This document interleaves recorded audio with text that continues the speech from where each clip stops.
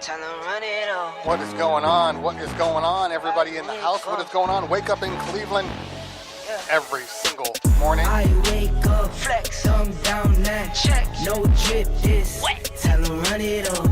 No sleep, no rest. Might crash, might wreck. But first I stretch. Tell them run it all.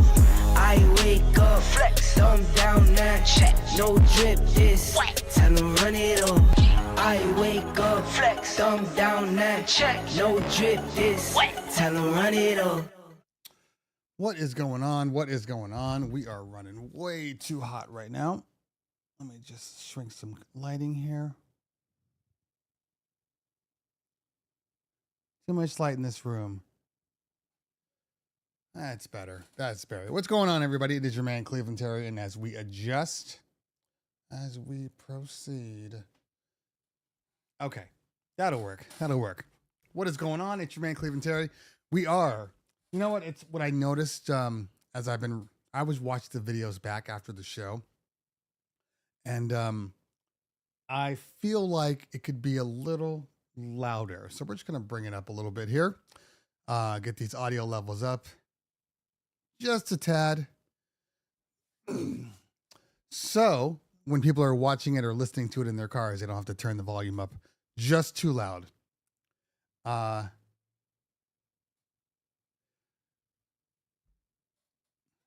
This is what tells me who follows me on Instagram or TikTok, mostly Instagram, and who follows me only on YouTube.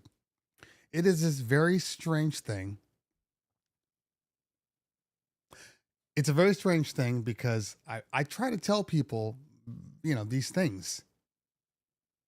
If you want to get the full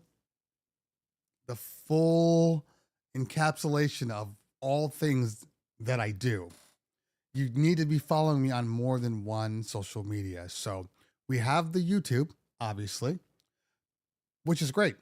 Thank you for hanging out today. I appreciate you. But a lot of content goes on Instagram or TikTok or even Facebook only that never gets to YouTube. So I'm looking at Manfred's post here saying, did you get a Rain Performer to review since Nick Spinelli received one? Well, if you had been watching my Instagram, you would have seen a video or two of just snippets.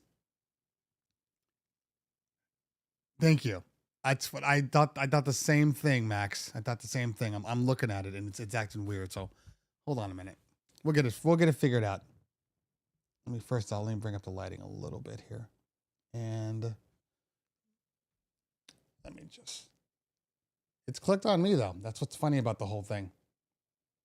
But I can see it. I have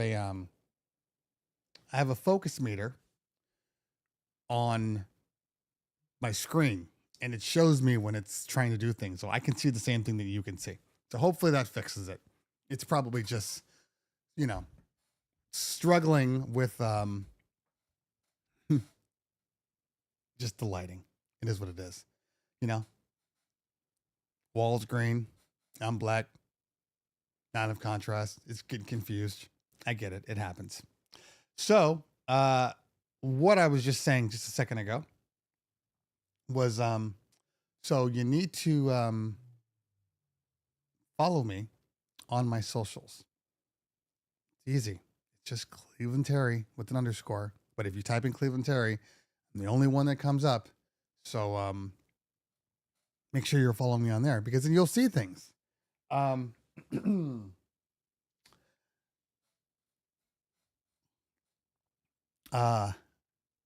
Johnny in the building. What's going on, fam? I should say Mr. and Mrs. Priyan Johnny. He got married 2 weeks ago now. And I was very sad that I didn't get to go. I was invited. So this isn't a, hey man, welcome, you didn't invite me. I was absolutely invited. I could not go. We had a exceptionally large event on May 4th. And it was kind of, it's one of those life-changing type events where if you do it well, it paves the way for like your future.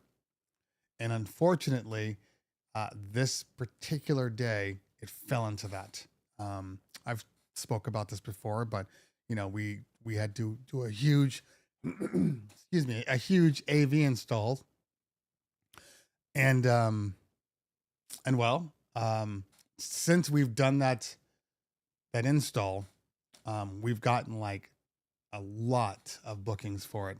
So, I had to make a business decision when I wanted to make a personal decision. Could not do both. And I'm sorry that I couldn't go. It looked amazing. It absolutely looked so fun. And all my friends were there. So, that would have been great.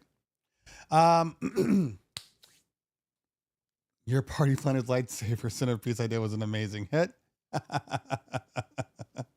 That's great. That's fantastic. Good. I'm glad. Okay. So, but it would have just been another day where Drew and I get together and we don't even see each other because, that's our lives right now. We never get to just hang out, but that's okay. Hope everybody is fantastic.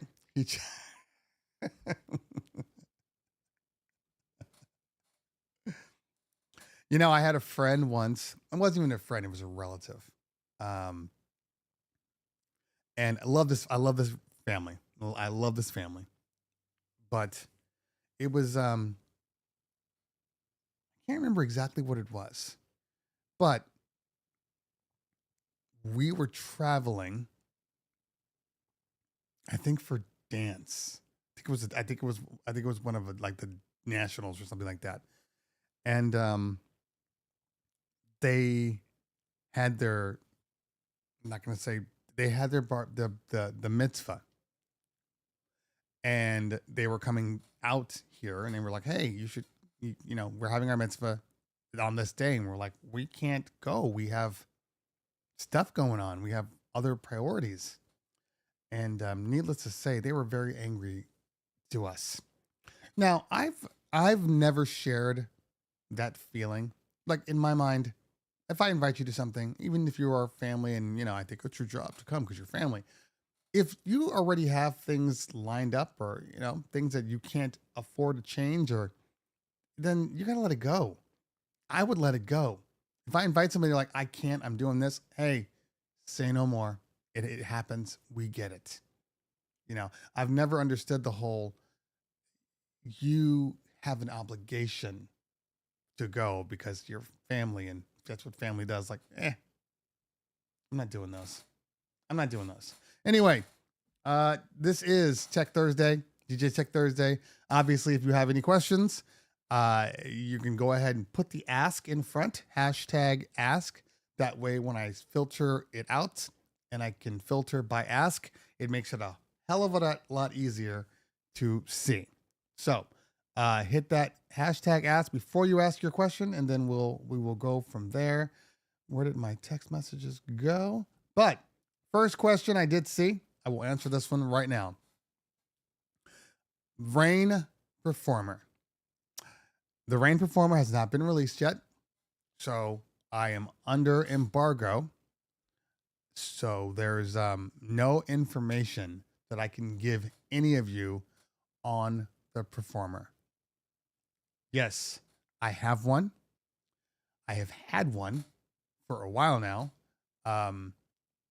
But I can't say anything about it until the release date, which I can't say too, because you can't.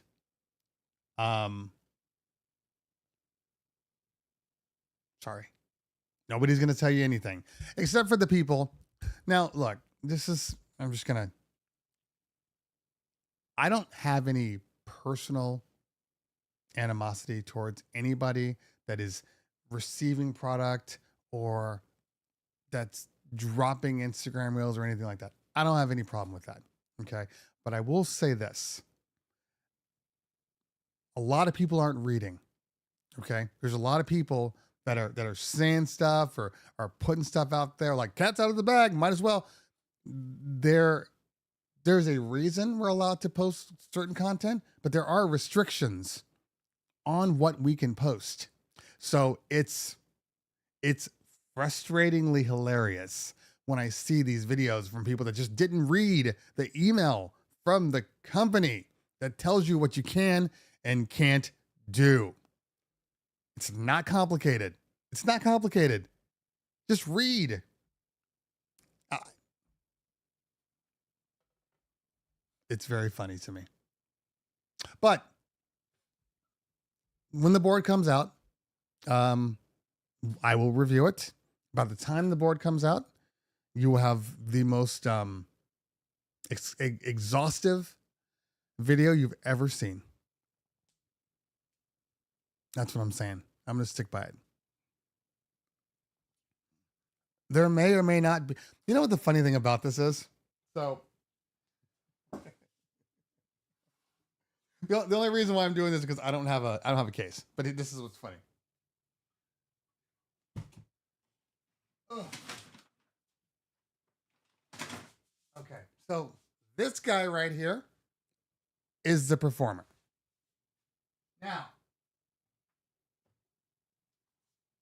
Now, the funny thing, the absolute hilarious thing is for weeks on my show, it's been sitting right back here. And normally my desk is a little lower.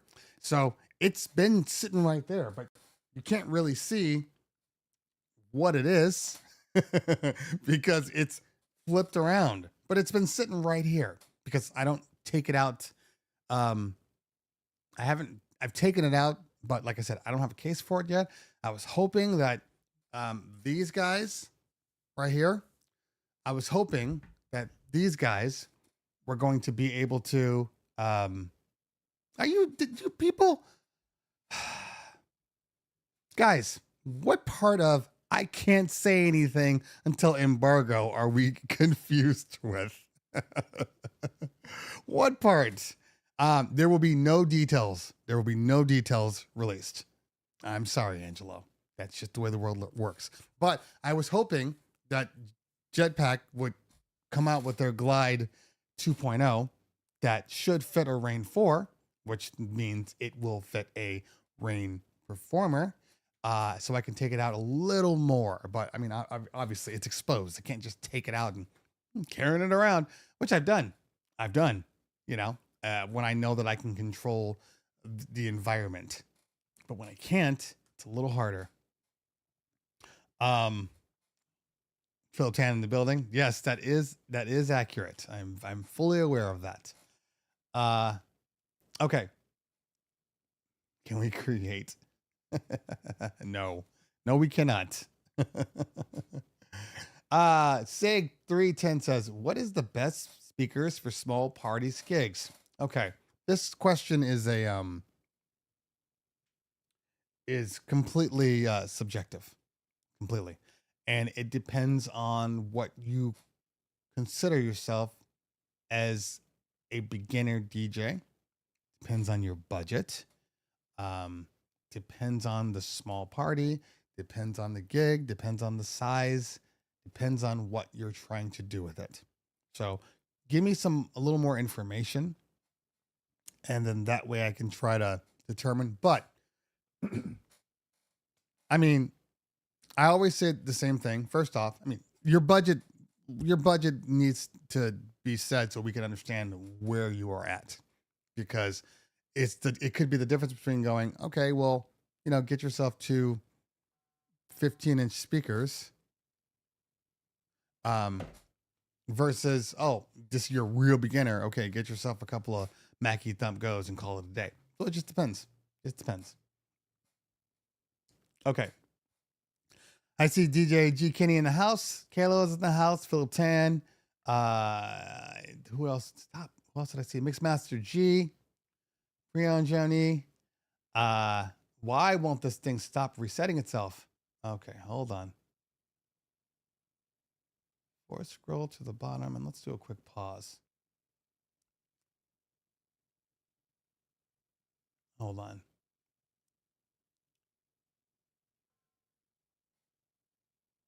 Okay. Manfred says, I canceled my Instagram and Facebook account. I understand, but I'm sorry. um, I did the same thing with Twitter. So I get it. You know, if you feel a certain way about something, you got to just cut it loose. And I was the same way. It's actually, for me specifically, I don't know. I just find Twitter exceptionally toxic. I think a lot of social media is toxic. I think that what I've experienced is that there are different bubbles that you exist in. Okay. Well, let's talk. It's almost like multi-dimension, like string theories type stuff. Okay. Sorry if I'm going over some of you people's heads. If you know string theory, you know. But it feels like anytime I post content and the way the algorithm works, I've said this before, but I'll say it again because it explains what I'm experiencing lately. Okay. So when you post on social media, specifically like an Instagram, because it doesn't apply to TikTok this way.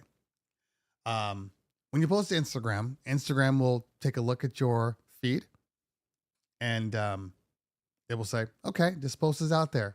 You have this many subscribers. So how many people should we show this to? We're only going to show this to, 10% of your followers. So they show it to the 10%. Based on how those 10% react, they say, well, okay, I guess people like this post. Let's release it to a little more people. So then they open it up, say to 15%, 20%. And this happens. This keeps going. And the more people like, the more people engage, the more that they open it up. The more people that share it, the sharing people are obviously kind of circumventing what it is that the algorithm is doing, because now it's getting out to people that aren't following you regardless. And so then they see that and they're like, okay, this video is doing well. Let's open it up again. So I have several videos that have done really, really well. Okay. But this is what I've noticed and experienced. Your first few bubbles, as your bubble is getting bigger and bigger and bigger and expanding, your first few normal people, they might have opinions that are different than yours or whatever, but pretty much normal. Okay. When you start to extend into that almost viral like bubble, that's where the assholes are. That's where the hate, the anger, the vitriol, all that stuff is in that area. Because I tell you this, it's like clockwork. My videos will be doing well. People are having a great time with them. That'll hit a certain number, and all of a sudden, everybody's talking trash. Everybody. And it's like, it's this weird situation. I can't explain it, but all of a sudden it goes from everybody appreciating it to, oh, you're cocky, humble yourself, blah, blah, blah. And I say this because I thought, wow, is it me? Is it me? And then I started looking at other people's comments, other people's posts that got big numbers. And guess what? It's the same stuff. I don't know what the hell happens once it reaches like mass popularity where people have to try and take you down. I don't understand why that is. Like legitimately, my posts for the most part, unless they're comedy, but even the comedy ones have an undertone of like truth to them and help. My posts are always designed to help or to expose things that I see that I think are wrong. My dirty CDJ video, that video has like 300,000 views, which not whatever. That's not what I'm saying. But the interesting thing is there's so much bitterness about it that I have a hard time believing the post that I put out there, because I put the post out saying nobody should be keeping their stuff like this. This is an embarrassment, and it's offensive to people that use DJ gear. That was literally the thing. When I tell you, people keep telling me, well, tell me you don't know how to DJ without telling me. Humble yourself. You're too cocky. On a video where I was just like, hey guys, don't tell me you have a backline and I get to the backline and it looks like this and expect me to use it. But I'm the cocky one because, haven't you been to Burning Man? Bro, all you got to do is wipe them down. Have you guys seen this video? You know the video I'm talking about, right? You guys have all seen it. I'm sure you have. And it's not even about the CDJs. It's not even about the CDJs. It's not about anything Pioneer. It's about a venue not respecting their super expensive gear and letting it just turn to shit. Yes, you can wipe it down. Yes, you can clean it. Yes, you can bring in your own gear. But why should I have to? This isn't a rant, John. It's not a rant. You guys need to know what a rant is versus what is just somebody communicating. See, the thing what you guys don't realize is that I'm on this show by myself. It's just me and there's nobody near me. So if I don't come up with these conversations, rants, if you will, you're going to be listening to a lot of dead air. And where's the fun in that?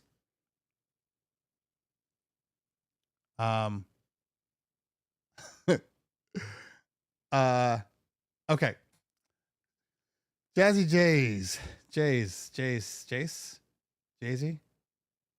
Jazzy. Think the rain does their promoting. I think he was saying, think the way rain does their promoting is tedious. I don't know about that. I think this particular release has been very different than their usual release. That's just facts. They've never done it this way before. Usually speaking, they do it the same way everybody else does. They have an embargo. It releases. They release all their content. That's normal stuff. Which is why when the embargo does lift, you're going to see a crap ton of videos come out. And that's just because we can't release a video until the embargo date. Once that expires, we can do whatever we want. So you're going to see a lot of videos. Hopefully you watch mine, but you're going to see a lot of videos.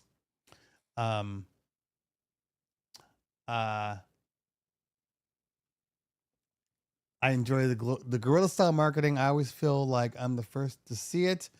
I can still appreciate it. Marketing technique. It's different. It's definitely different. I can understand why there are people that are confused when they make their videos, when they give too much information, because this hasn't been done like this before. And it's very bizarre because obviously, people saw it at the Super Bowl, but it's bizarre because it's a little frustrating. I'm not going to lie. It doesn't make sense to me that we're allowed to, show videos and all that stuff, but we can't talk about it. I can't give any more information about that. So I'm going to leave it right there. How about Nick and Aaron both moving over to VDJ? Are we talking about Nick Spinelli? I don't, I haven't heard that. But I haven't been watching his videos. I don't think that's going to last. Just an opinion. It's very possible he's just testing it so we can review it. We all do it. We all do it. Stop asking me. I cannot tell you dates. None of that stuff is public knowledge. So please stop asking me. I can't tell you. I will tell you when I will tell you when the embargo lifts, when they tell me when I'm allowed to tell you when the embargo lifts, so I can tell you.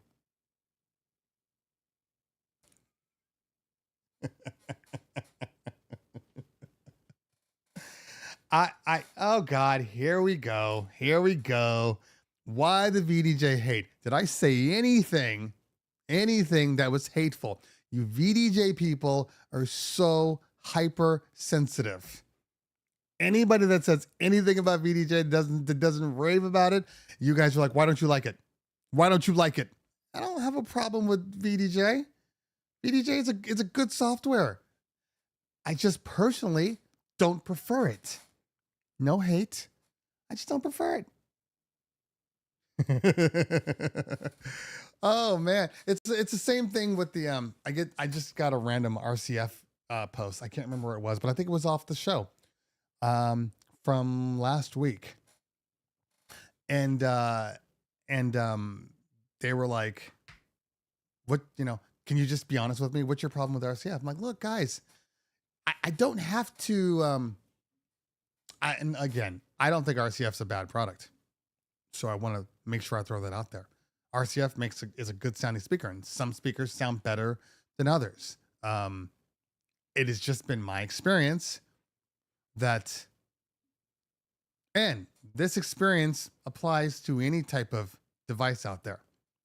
It's my experience. What I'm describing is the same experience that people describe when they talk about Rane versus Pioneer DJ. Okay, Rane versus Pioneer DJ. This is the number one thing that people say, and then this is how I defend it. They say Rane just sounds better than Pioneer DJ, and I say, well, that's not actually true. Rane is colored differently than Pioneer DJ. The sound wise, volume wise, RMS, all that stuff, it's coming out virtually the same. The difference is Pioneer DJs, their sonic color is transparent. It's flat. They want you to make the adjustments. Where Rane has their own coloring. So there's a definite Rane sound. Absolutely. So when I just totally lost my train of thought. I was talking about, when people ask me about RCF, I say the same thing. It's not that it's a bad speaker. It's that it is sonically something I don't prefer. The subs, they're good. The new 12s are really impressive for the size they are. They're really, really impressive. But I don't feel that the hype that they get, I think it's warranted to a certain extent, but I think that there's room for modification. And I think they do the same thing. Their sound is very, very sterile. Is very sterile. And that's just an opinion. So don't take this running RCF like, Cleveland Terry says your stuff sucks. It's not like that. It's just very sterile, which means I got to tweak the hell out of it to get it to where I need to get it from. That's it. People are just like, oh yeah, I just turn them on. Like, how can you just turn them on? They're burning my ears. No. That's clarity. That's pain is what that is. That's bleeding. So why don't you roll off some of that high end for a minute so I can sit here.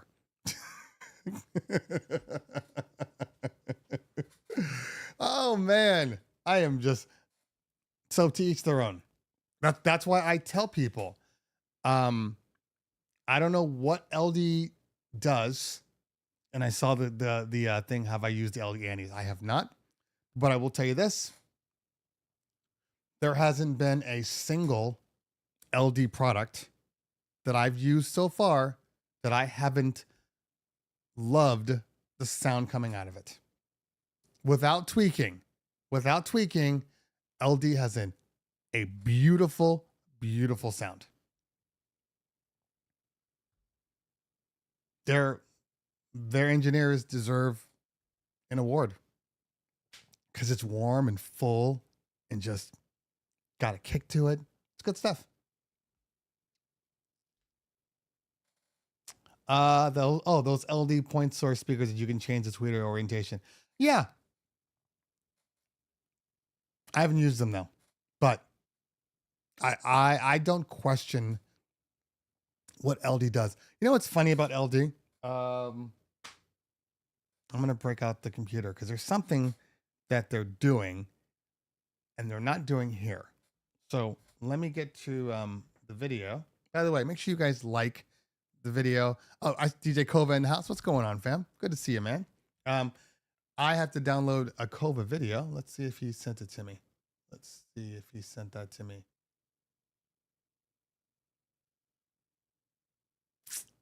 Where'd you send it? Because I do not see it.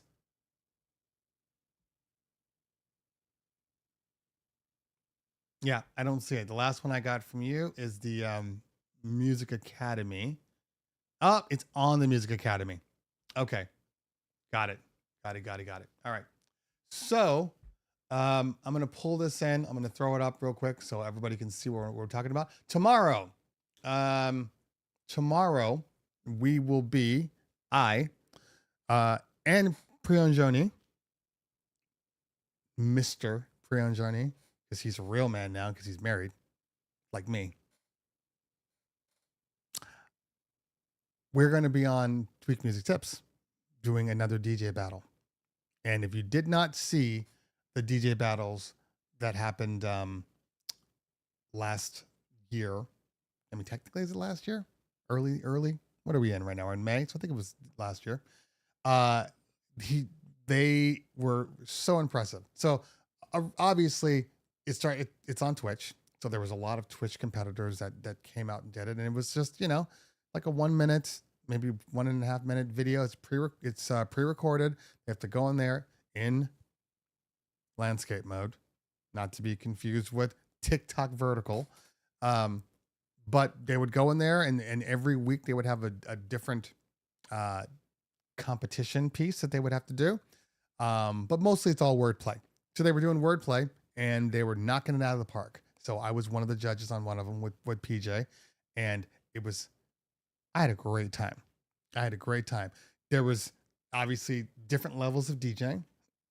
So some people were like really good at scratching. Others were really good at mixing. Some were really just good at just like the wordplay ideas. So that's tomorrow. That is 10 a.m. Pacific Standard Time, 1 p.m. Eastern. We will be on there, and it should be a good time. And then I have to leave and drive to the Bay Area for a bar mitzvah. Yay. Bay Area. I'm in the Bay Area this Saturday. I'm in Utah next Saturday. And then I'm in Vegas Thursday through Saturday, all for events. Crazy. Just crazy. Okay. Let me try to pull it in real quick. Let me go to one little commercial because I do want to bring my computer up anyway, so we can take a look at something that LD is doing. All right. I got to find one that's a little longer. All right, guys, what's going on, everybody? It's your man, Cleveland Terry. I wanted to just do a quick video about this new unit. It's not out yet. It doesn't come out until July 31st. It hits market. I have pre-order it pretty soon, though. All right, so this is Tim. This is the man, runs this thing. They came out with an amazing product. I haven't tested it yet, but based upon what I'm seeing, this is one of those to beat. It's a game changer.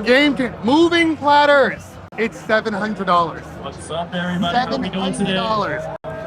This is gonna sell like hotcakes. So I'm gonna do a review, but tell me just real quickly, like, what made you guys decide to do something like this? The history of DJing is vinyl, right? Yeah. And motorized jog wheels is the best we can get right now, right, in terms of replicating that with a digital controller. Right. So the Impulse T7 is our shot at the motorized DJ controller market. And the largest, most premium controller we've ever made. Okay. And we're pricing it just like we price everything else in the Hercules lineup. Super aggressive. Competitively. Let's call it competitively. I call it aggressive. He calls it competitively. Fine. We're targeting both, obviously, beginner DJs who want to upgrade to a motorized platters, or working DJs who want something small, want something portable, want something that works with Strato Pro. It has XLR out. Very important for a professional DJ that you have that. I'm impressed so far, though. You'll see more of the T7 real soon. All right, guys. Follow my YouTube because you know we're going to do this review very, very soon. All right. See ya.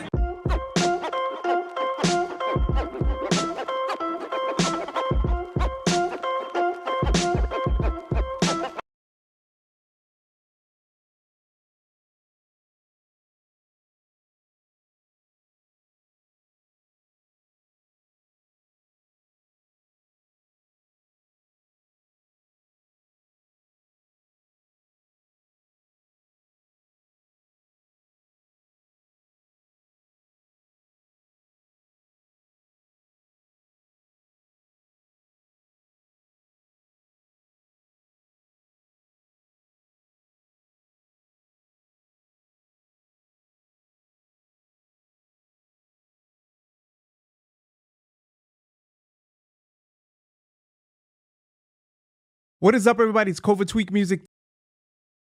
Everybody's Chauvet Tweak Music Tips. We are really excited to announce our TMT KPO DJ genre blend battle happening right now every Wednesday and Friday, 1 p.m. Eastern Time, 10 a.m. Pacific, 7 p.m. Central European Time, where DJs are battling out to be the world champion of the...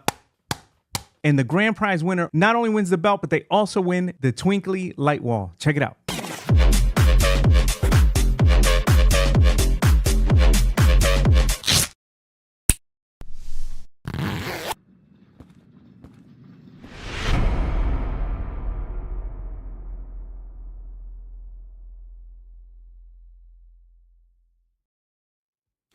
I'm just happy that he spelled my name right. That's really the most important part, because you know how Chauvet can be sometimes with the,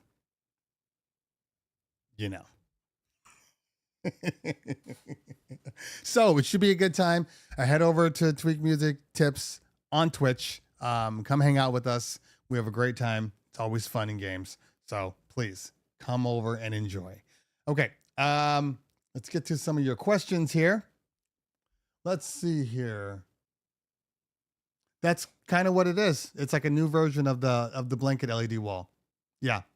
They've been working on it for, I think that one came out. I want to say that Miss Ninja used one a few months ago. But yeah, seems cool, I guess. Okay. Let's see here. All right, looks like Mixmaster is handling Kalo. All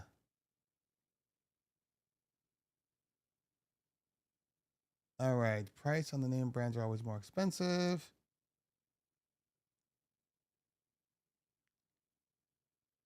Any thoughts on the LD 10-inch and 8-inch battery-powered speakers? No, I don't have any thoughts because I don't have one, and I haven't tested one. But like I said, I wouldn't be surprised if it's a really good speaker. LD is the, I don't even want to call them the sleeper because obviously everybody knows about them. But in reality, like I said, they're consistently putting out great stuff. I can't complain about them. So I'm sure they're good. They're really hard to get a hold of. Like they are really hard to get a hold of. When they need you, they're available and they're easy to talk to. But when they don't need you, it's like radio silence, like more so than any company I've ever worked with. Anyway, let me grab my computer. Speaking of LD, which is my computer's right here. So let me just grab it.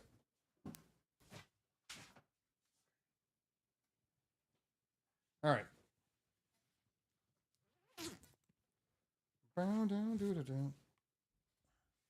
Oh, speaking of computers.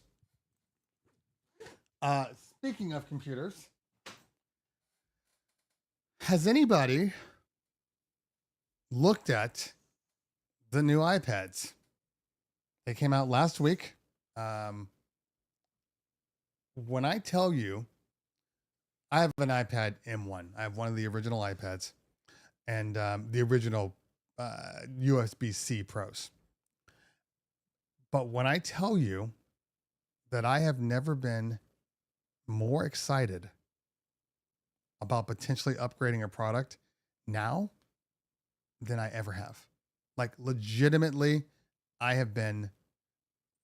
kind of want to get a 13 M4 chip, copper heatsink on the back to dissipate heat.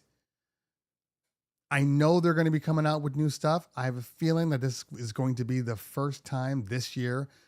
I have a feeling that they're going to come out with some sort of either full on Mac OS or a true hybrid Mac OS for these new iPads. I have a feeling that tonight's going to be a good night. That tonight's going to be a good night kind of feeling. Very impressed. Very impressed. All right, let's take a look at, actually, let's make a new window here.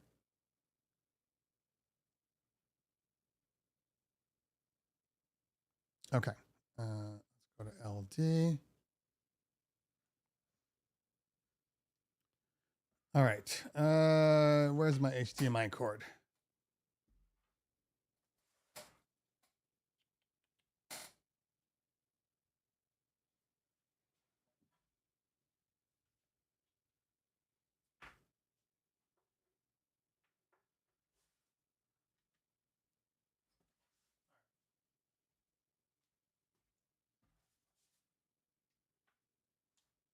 Okay.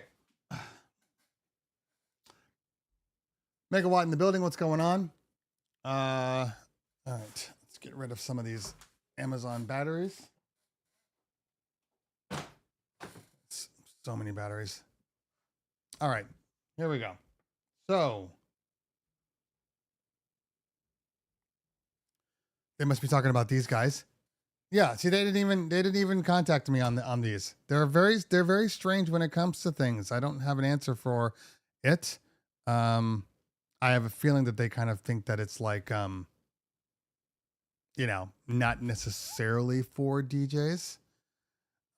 Because as you can see here, I mean, there's nothing in here.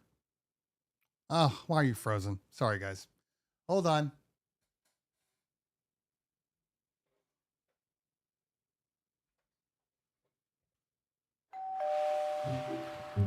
Hey, how's it going? Oh, thank you for answering the door. You guys available on July 1st? Yeah, we're available. Do you have a brochure I can take a look at? Here you go. This all looks good. Can you send me out a contract? Here's your contract. Oh, thank you very much. Okay, see here. Just go ahead and sign it and send it in your deposit. Okay.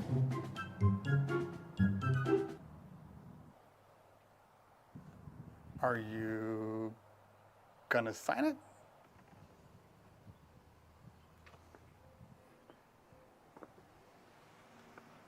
If you need to take some time, go ahead. Just send it in when you're ready. All right, thank you. Hey, sorry I took a little while, but I'm finally ready to sign the contract. So if you can just send me. Yeah, we are no longer available for that date. You're not available? Sorry. Well, can you recommend another DJ? Okay, so Manfred Zavala, who are you? I'm having trouble seeing your picture. Why do you know so much about what I do in my private life? Is this? It can't be Eder. It's hard to tell. Huh.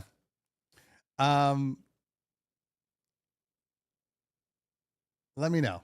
Let me know. Okay.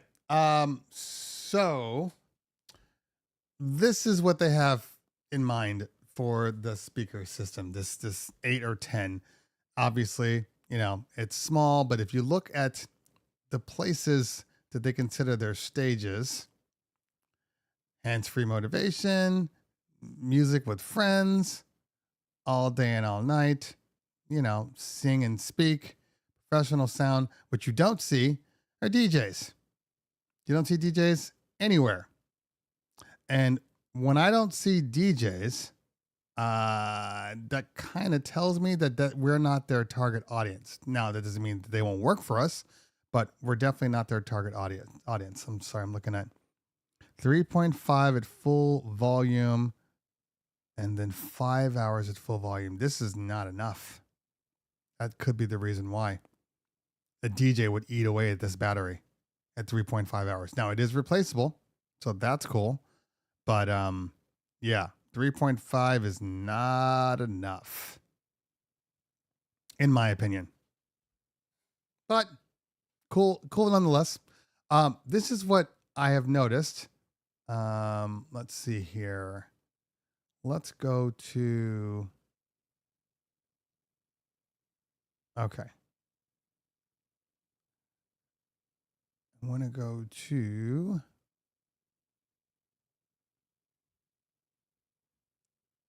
Oh, no, not this one. Not the P900. Right over here. This Mila series. This Mila series, I think, is a variation. This guy right here is a variation of the Maui system. It's let me try to get to it.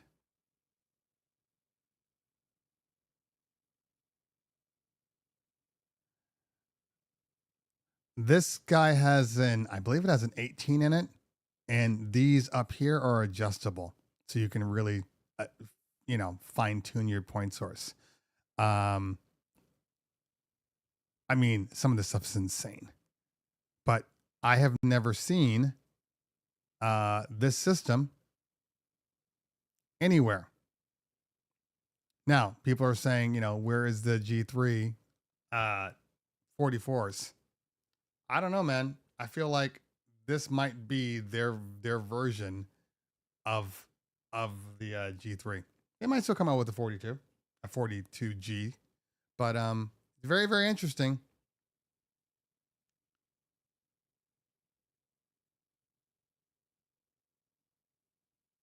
Eight inch, 2-inch, not the compact. And then this guy comes with two, like that's going to be insane. I think it's 215s. Yeah, 215s. And obviously like a cardioid mode type. Like that's going to hit, man. That's going to hit. All right, let's see here. He says, just got my iPad Pro 13 yesterday, and I'm still keeping my 2018 11 Pro. Okay. Why is that, Keith? Come on, Keith. Got to give me more information. You can't just leave me like that. Don't leave me hanging like that.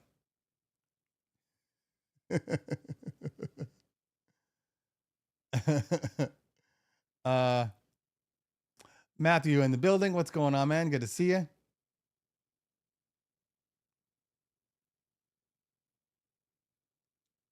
Gotcha. Well, we'll have to see. I have used all of them, not all of them, but I've now seen the 28 G3s and the 44s. I used the 44s last week. Said Manfred, who still won't tell me why he knows where I am. But I've seen them. I saw them last week, and they sound good. They sound good. Honestly, they're I don't have a problem with them. It's interesting though, because the 28 G3s perform so much above their weight class. Anytime I listen to another speaker that's not like a point source speaker, like my QSCs or my JBLs or anything like that, they all come off sounding a little underwhelming. Now, I know the 44s aren't underwhelming, and we didn't have to push them. It was a smaller room, so they didn't have to be pushed crazy. I will say this: the 44s have this way of pushing out sound throughout an entire room very evenly. That is the one thing I will say about them. Like, I've never really heard a system do what the 44s do. You know, every time I've watched them, like, you know, on not reviews, but like face-to-face contact, checking out a speaker, and I've seen them in the corners of rooms. And no matter where you are in that room, and this could be like a hotel, no matter where you are, it just sounds good. In this situation where we were, I didn't love the layout. Okay.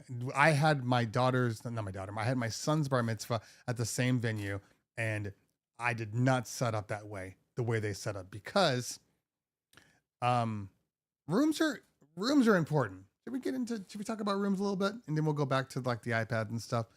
But rooms, the way rooms are set up are, I would say, almost more important than what speakers and what you sound like and what you do. Because, hold on, let's see if I can bring it up.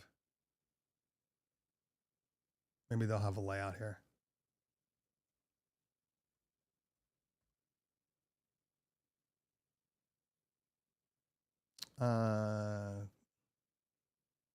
Country Club. Okay.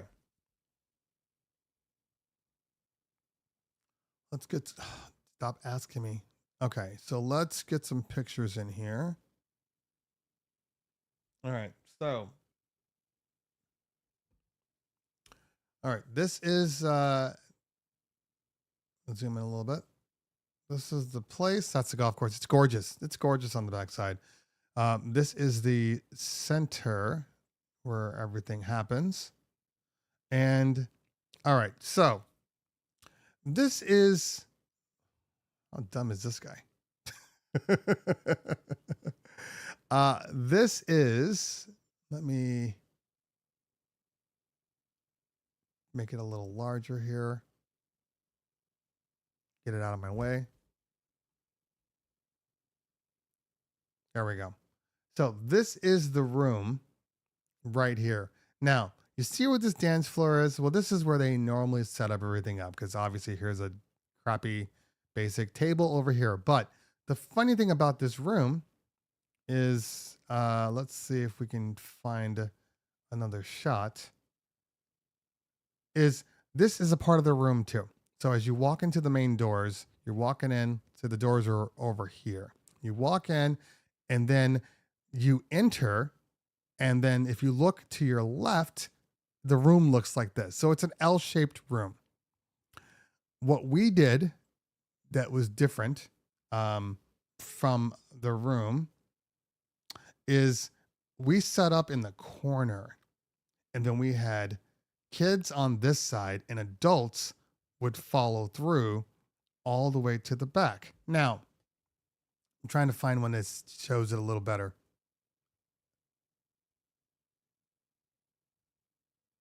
Nope. So that's the way. So we designed it that way in an effort to keep everybody together.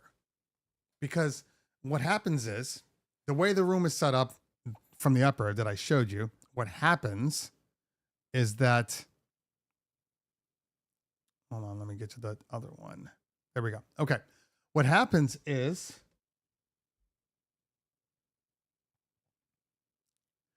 the DJ is set up this way, which means his speakers are going kind of this way. They're going straight on, right?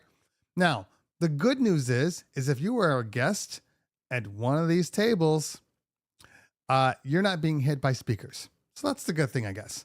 But the bad thing is, you are, and this is very small. Like there was probably 9 tables on this side and a lounge on this side. So what happens is it's disconnecting.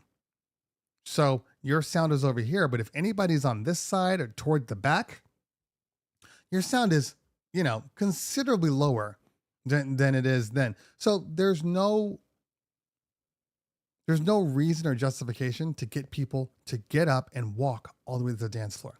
It's not in their face. They can kind of avoid it. They can still talk. They can still do what they normally do and avoid you. That's the key. So we set us up in the middle. So it was like a V, adults on this side, kids on this side. The dance floor was a diamond right here.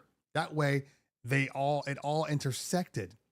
So people felt like they were involved. I was a guest there and I was sitting at the table like, there's no reason for anybody to get up like at all. So layout is exceptionally important, exceptionally important. All right. All right, let's see here. I just told you that. You mentioned it on your last video. I don't remember, man. Man, I got a lot of stuff going on. I'm sorry. All right, let's see here. Not the new MacBook Pro. Well, let me get back up here. There's a whole conversation happening that I'm missing.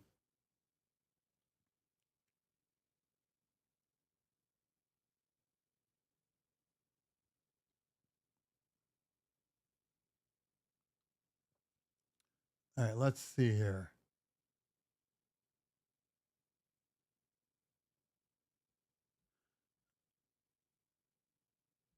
Okay.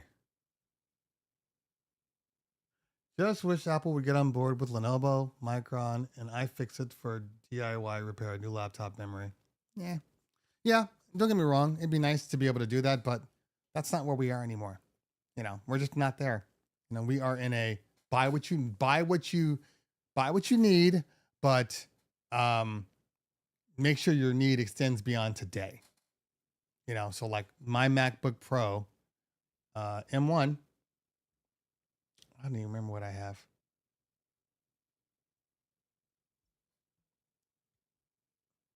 My MacBook Pro, 32 gigs of RAM M1, still haven't upgraded, haven't felt the need.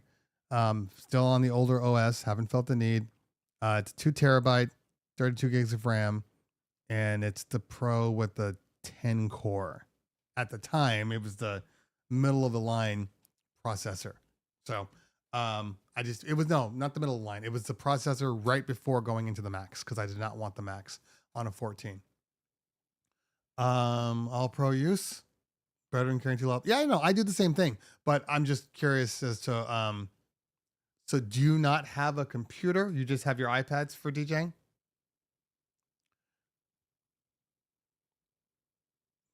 That is true, Philip. That is true. That is true. Oh, gotcha. So, I mean, it's not the first time that I've been to an event that my son was DJing at. He's been DJing for me for a while now. I mean, you know, he was off and on stupid kid stuff, you know, when you're younger. He didn't really start to really get into it until the pandemic, where we would do our father and son Twitch streams. And it was a great time. I loved it. Great time. He got better during the pandemic, obviously, and he was DJing and making it a point to get on. And so it was cool. Originally, he was kind of like my roadie. And he was my roadie. And then he actually uses, because he's only 17. He can't even rent a van yet. But he does all the small parties. So anything that can take the LD G3s, the 28s and smaller setup, he does those. Or parties with no systems, like he can just go in. But next year he'll be in college, but he's staying local, so he'll still be able to work, and we'll have a great time, and he can make money. You know, a lot of people, because when he was like, "Oh, I think I want to leave the state," I'm like, I don't know why you would leave the state. Like, I appreciate you wanting to travel, but in my opinion, it's dumb, because no matter where you go, you're probably going to have to get some sort of a part-time job, and it's not going to pay you what I pay you, not for one day a week. So you're just wasting valuable energy and time. So he's staying home, going to LMU, and yeah, so then he'll be able to do all that stuff. But he's a great kid. You know, he works hard, very, very talented across the board, not just DJing. Very talented. So back to, let's get out of this and let's go back to the iPads. And, you know, I would have never, oh, that's why it's so bright in here. I got my main lights on. Oh, that explains a lot now. Okay. I have a light that is sketchy. So it just came on just now. That's how I recognized it. Got my whole vibe. That explains why my vibe is off. All the lights are on. I'm like having a sales call. Okay. So let's get out of this and let's go back to LD. Not LD. Let's go to Apple. Now, this is absolutely the first time that I've ever, every time Apple comes out with a new iPad, I'm like, maybe I can DJ with that. Maybe. Now, what I will say is I absolutely wish that they had come out with a USB, an iPad with 2 USB ports. That's it. Just 2. You know, because I always get the case. So that's never been an issue for me. I always get the case, the keyboard case. So if you use the keyboard case, it absolutely feels like you are using a computer, you know. And now this new case, and by the way, nobody asked for it to be thinner. Not one person. Not one person asked for it to be thinner. But they decided to make it thinner. But nobody asked for that. It's got 2 OLED screens tied together to make it deeper blacks. But, you know, the issue, always the issue is simple. Where the hell is the OS? Where's the OS? That's the issue.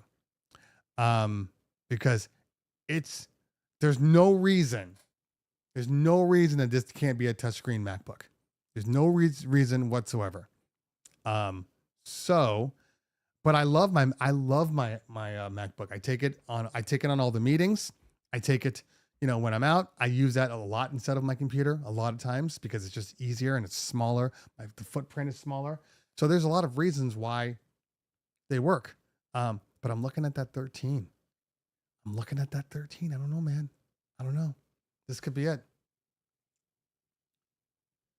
I'm not sure if I will get this one for my Wego if only Serato DJ is available on the iOS. Well, I'll help you right there. There is no Serato DJ on iOS, so you don't have to worry about that. And I doubt they're going to come out with one. And if they do, it won't be soon. Your only option is Algorithm DJ. Now, I always say the closeness that DJ has with Apple, this should be a no-brainer. It honestly should be a no-brainer, but we're not there. The Magic Keyboard with the iPad is potentially the ultimate DJ computer.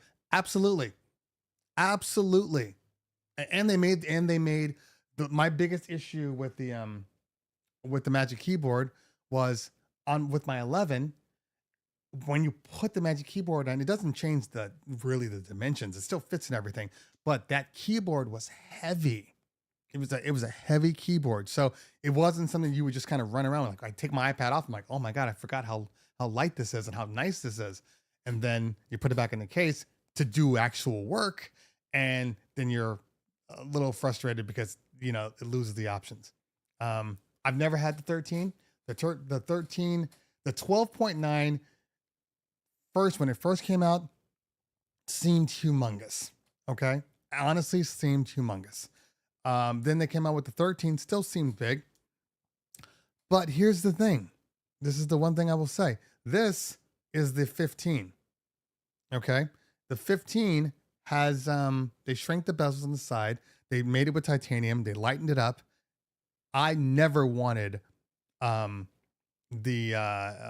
which one? Because I think I was using the 6.5, the 4.7 or 4.9 or whatever, the regular one, not the plus. Okay, this is the plus version, but because they shrank the bezels on the sides, because it's got the titanium body, it's light. It feels as heavy as my original my original iPhone 13. So that's what I want. If the iPad is doing that, I will get the 13. Yeah, T7 support, Hercules, Algorithm DJ. I haven't even been on the site. Haven't even been on to check to see if they've done anything with it. My guess is they have not. My guess is anything that happens, well, no, not for the support. I still don't think the support's going to happen for a while. Because if it could happen, it would have happened. Not could. That's the wrong word. If they wanted it to happen, it would have happened by now. They want us to vote for it? Is that a joke? Are you serious? Hold on. Don Rafa in the building.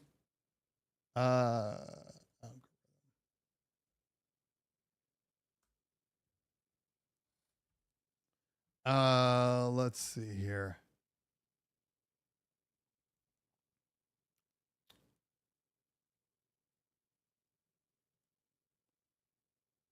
Where is the...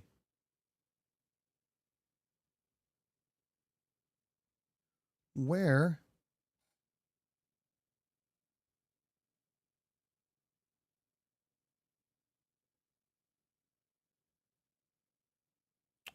Where?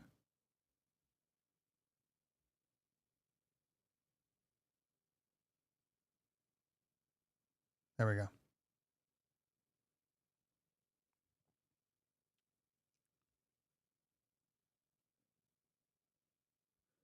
Nine days ago, new hardware support update.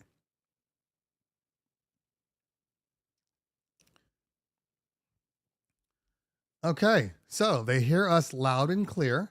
Let me get rid of this. They hear us loud and clear. Your excitement for expanding hardware compatibility with DJ resonates with us deeply. We understand how important it is for you to use your favorite software with your favorite controller, which is why we've been diligently making progress behind the scenes. So what can you expect? We look forward to adding support for several of the controllers you've been voting for within the next months, alongside other exciting features community has requested. While we'd love to share more details, blah, blah, blah, we can't. All right. So these are the ones apparently that have been voted on. I can't believe they still haven't come out with Flex 10 compatibility. Prime Go. I mean, I get it. It'd be a nice little portable system to have the Prime Go. That's a super small system, so that'd be kind of cool. And there's the Impulse with 65 votes. And the Rev 5. Still shocked they don't have the Rev 5. They don't have it for Rain 4? They don't have it for Rain 4? No way. Thing's been out forever. Wow. I'm kind of embarrassed by this. Great work in communication. Okay. Hey, look, there's my name.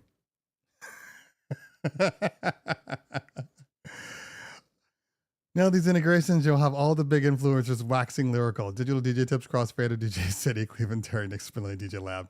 Big audiences. I'm glad to be placed in that realm. That's funny.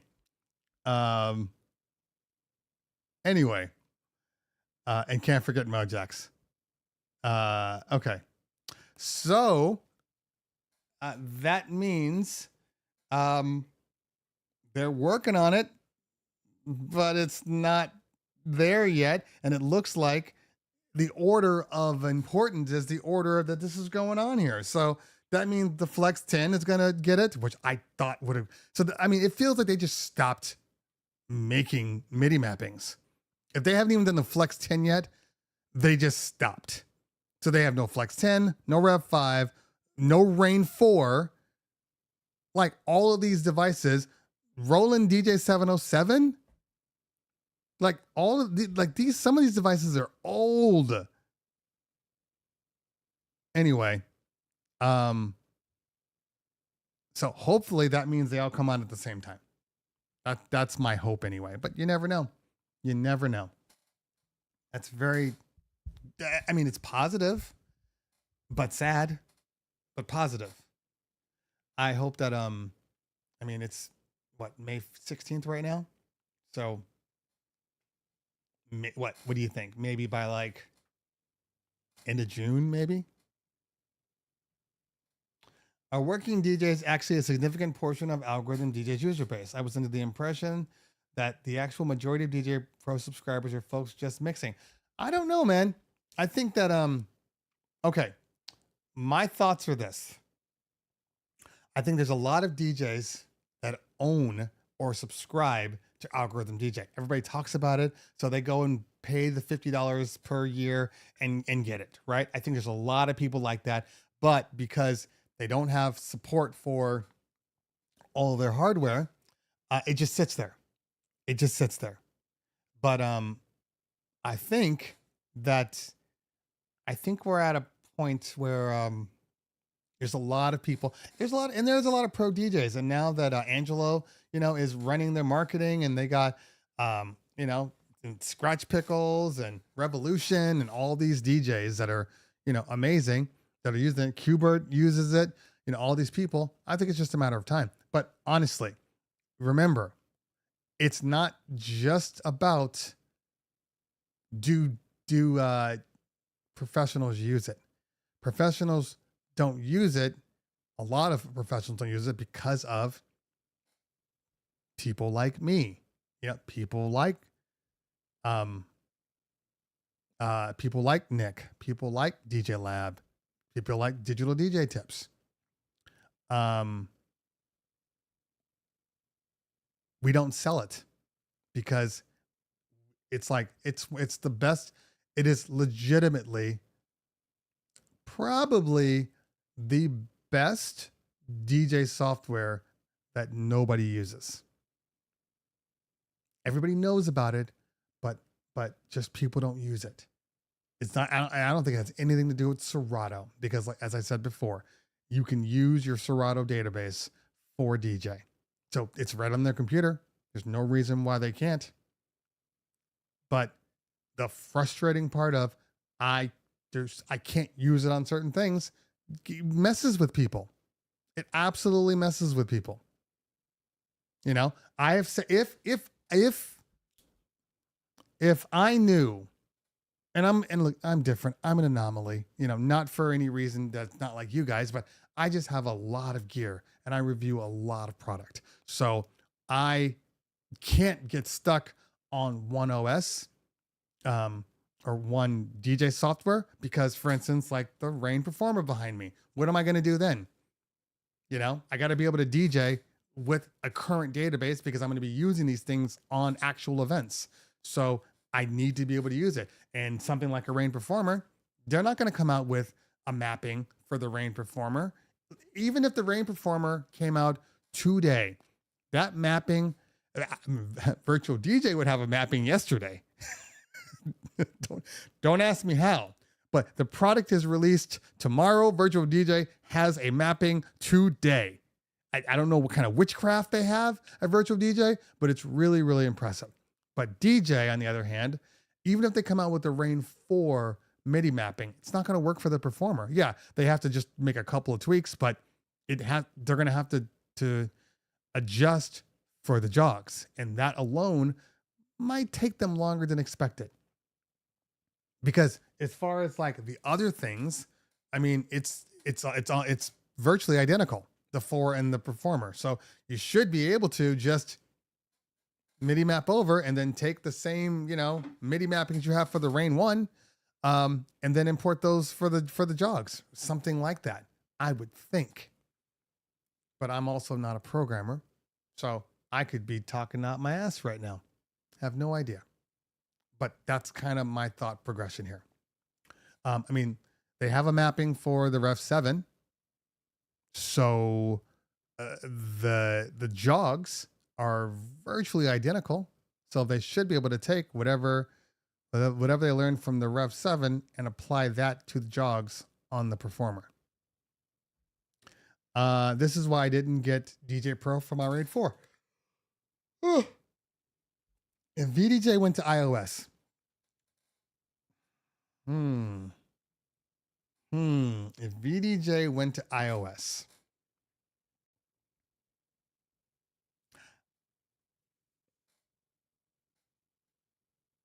I don't know. I'm not a hater. I'm not a VDJ hater. I think there are just a couple of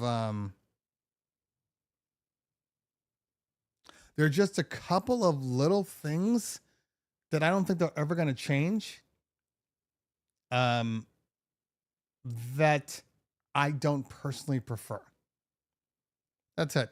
First off, a big thing. I don't like. I mean, I like the layout better now than I ever did before. After they took my advice and did some tweaks, I do like the layout.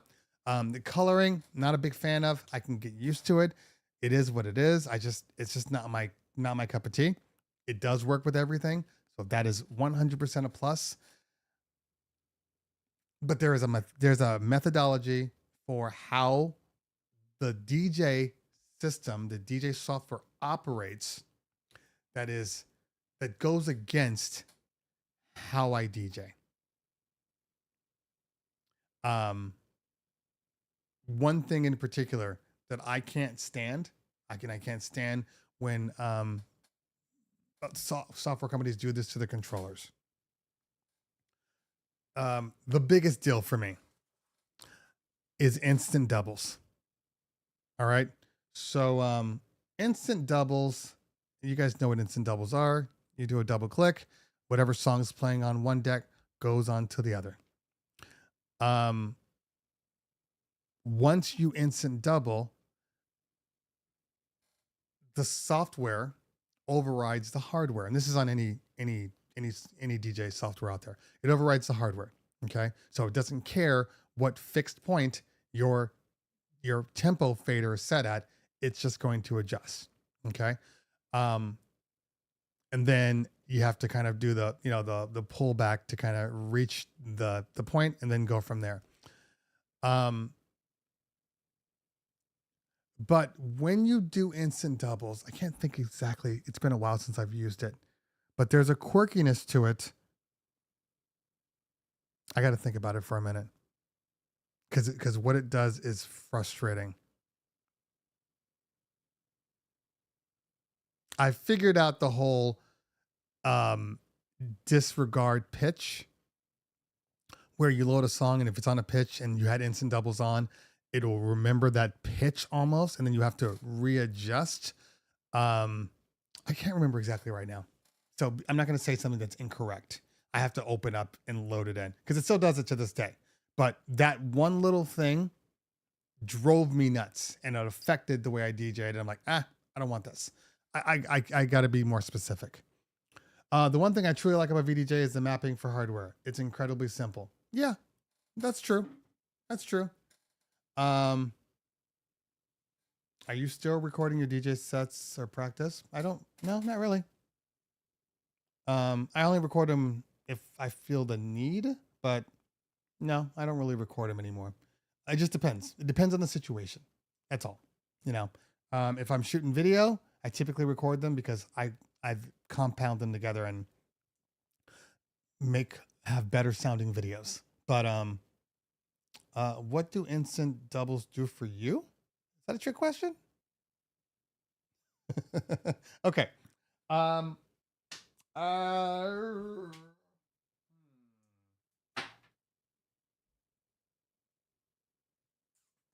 Trying to think.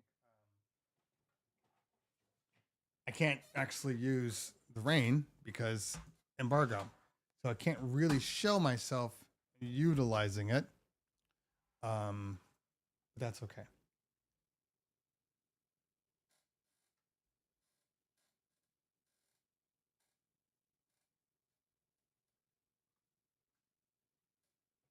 Come on.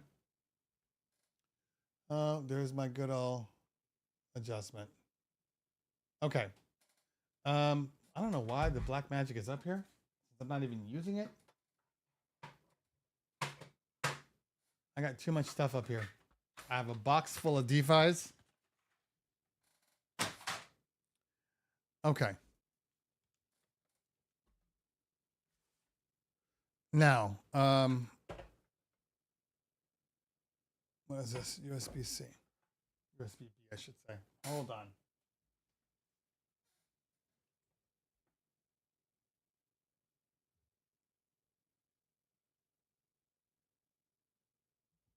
All right, what is going on, everybody? It's your man, Cleveland Terry. We are at the Chauvet booth, and we are checking out some of the new stuff that they have.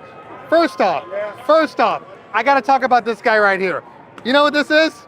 This is the Gig Bar case. It is a hard case. Hard case. Go ahead, open it up. Open it up. Oh. Oh. It is about damn time. About damn time. Also, I want to show you something else because I'm shocked. Remember in my video last time, guys, I talked about the fact that the Gig Bar Move was cool with the ILS, but it needed its own controller. If I didn't want to rock the Gig Bar, like maybe I just wanted to rock some totems. Guess what? Bam! Bam! ILS command. This is exactly what Chauvet needed. Exactly.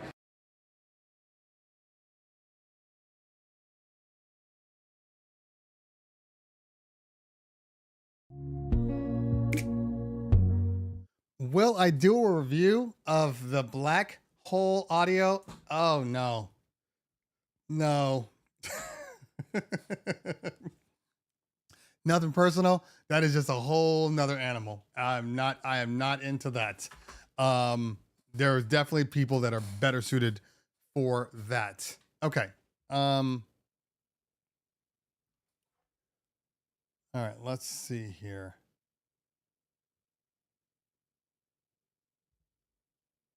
Oh, I remember now. I remember the problem with Virtual DJ. See, I had to just look at the controller. Okay.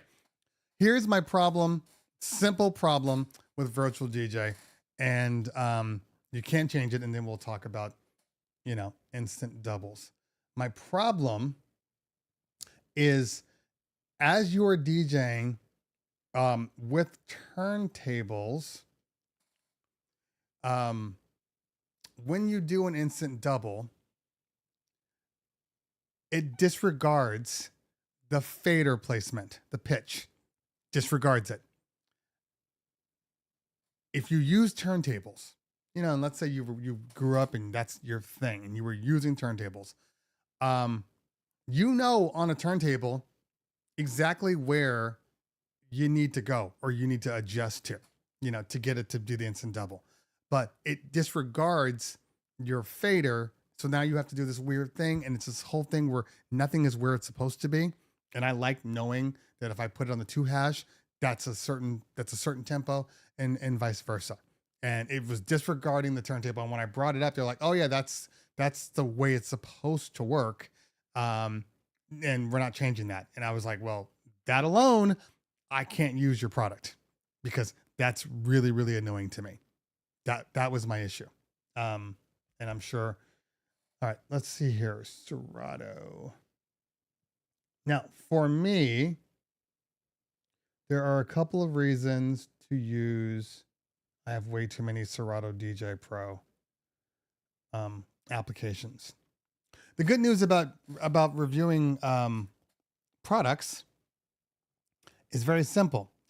Every time somebody gives you a piece of gear to review, that gear will not work with Serato. Makes sense? It's basically like a dongle, so it won't work with it, which means you have to have whatever version of Serato or Record Box. This applies to everybody. You have to have that version in order to be able to use the product. So now you're using obviously betas and things like that. But for every product that you're reviewing, there might be a Serato build just for that product. So I have like 4 and 5 Serato builds on my computer at a given time. Yeah, I can delete some, but you forget about it. It can be a lot. Okay.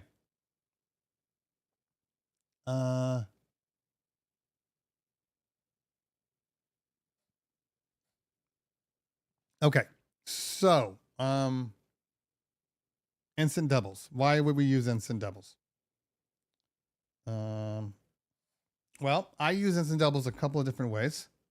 There's not going to be any sound, but that's okay. Don't you fall off my desk.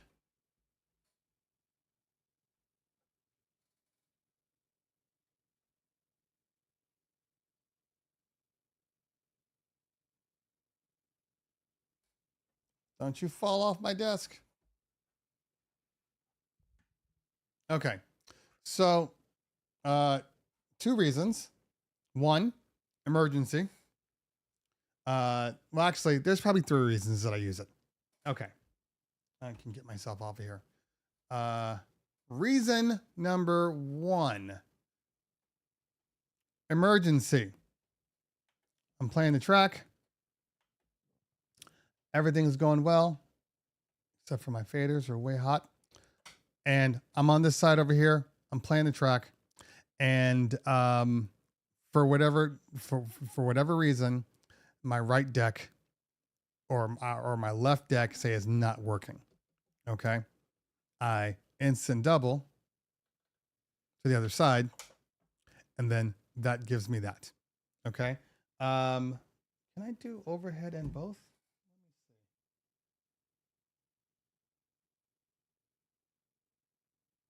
They're gonna let me split this.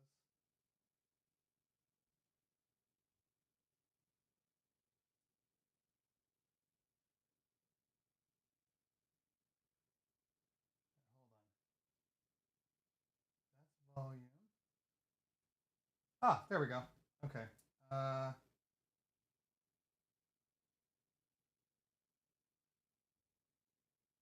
might break something.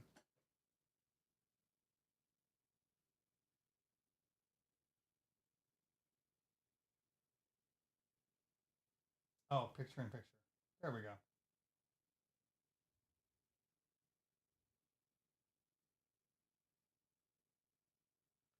Please don't break it.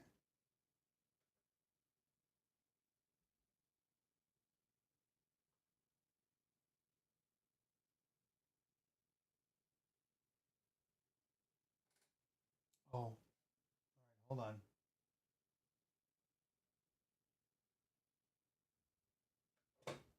Okay. All right. Now, picture in picture.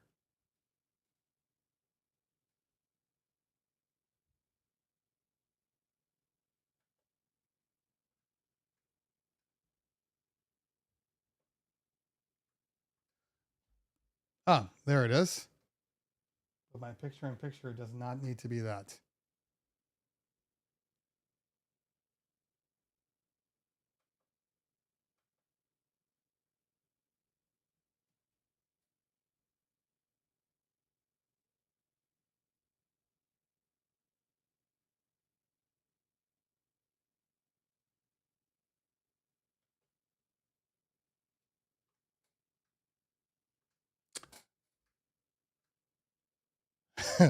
Okay.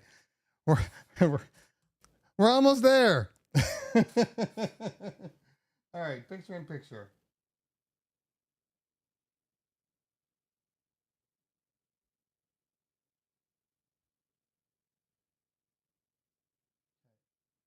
This one. And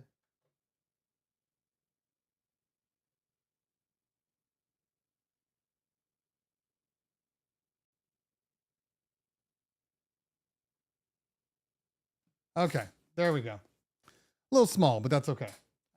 I needed to make it happen. Sorry, guys. Split screen works too. You guys, you don't even know what hardware I'm using, so you can't really make that statement. Now, can you? The Feel World Live Pro, which is what I'm using for my secondary camera. I have this feed I have my main feed right here. I have a computer feed, which goes into the Live Pro along with my overhead so I can go back and forth with them. And the Live Pro specifically, as good as it is, and the reason why I like the Live Pro versus using the ATEM, because the ATEM is technically a better product, but at the time, they've fixed it a little bit now because I know it can work with like your iPad now. But at the time, this was like the only guy with the screen. See, there's a screen here.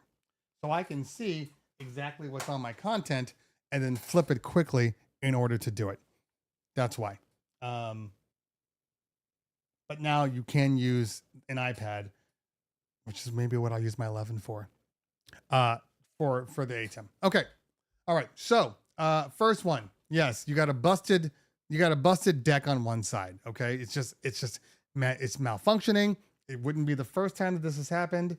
You know, it's malfunctioning. So you got a song playing on this side right here. And oh God, this isn't working. Or this one is starting to act crazy. All right.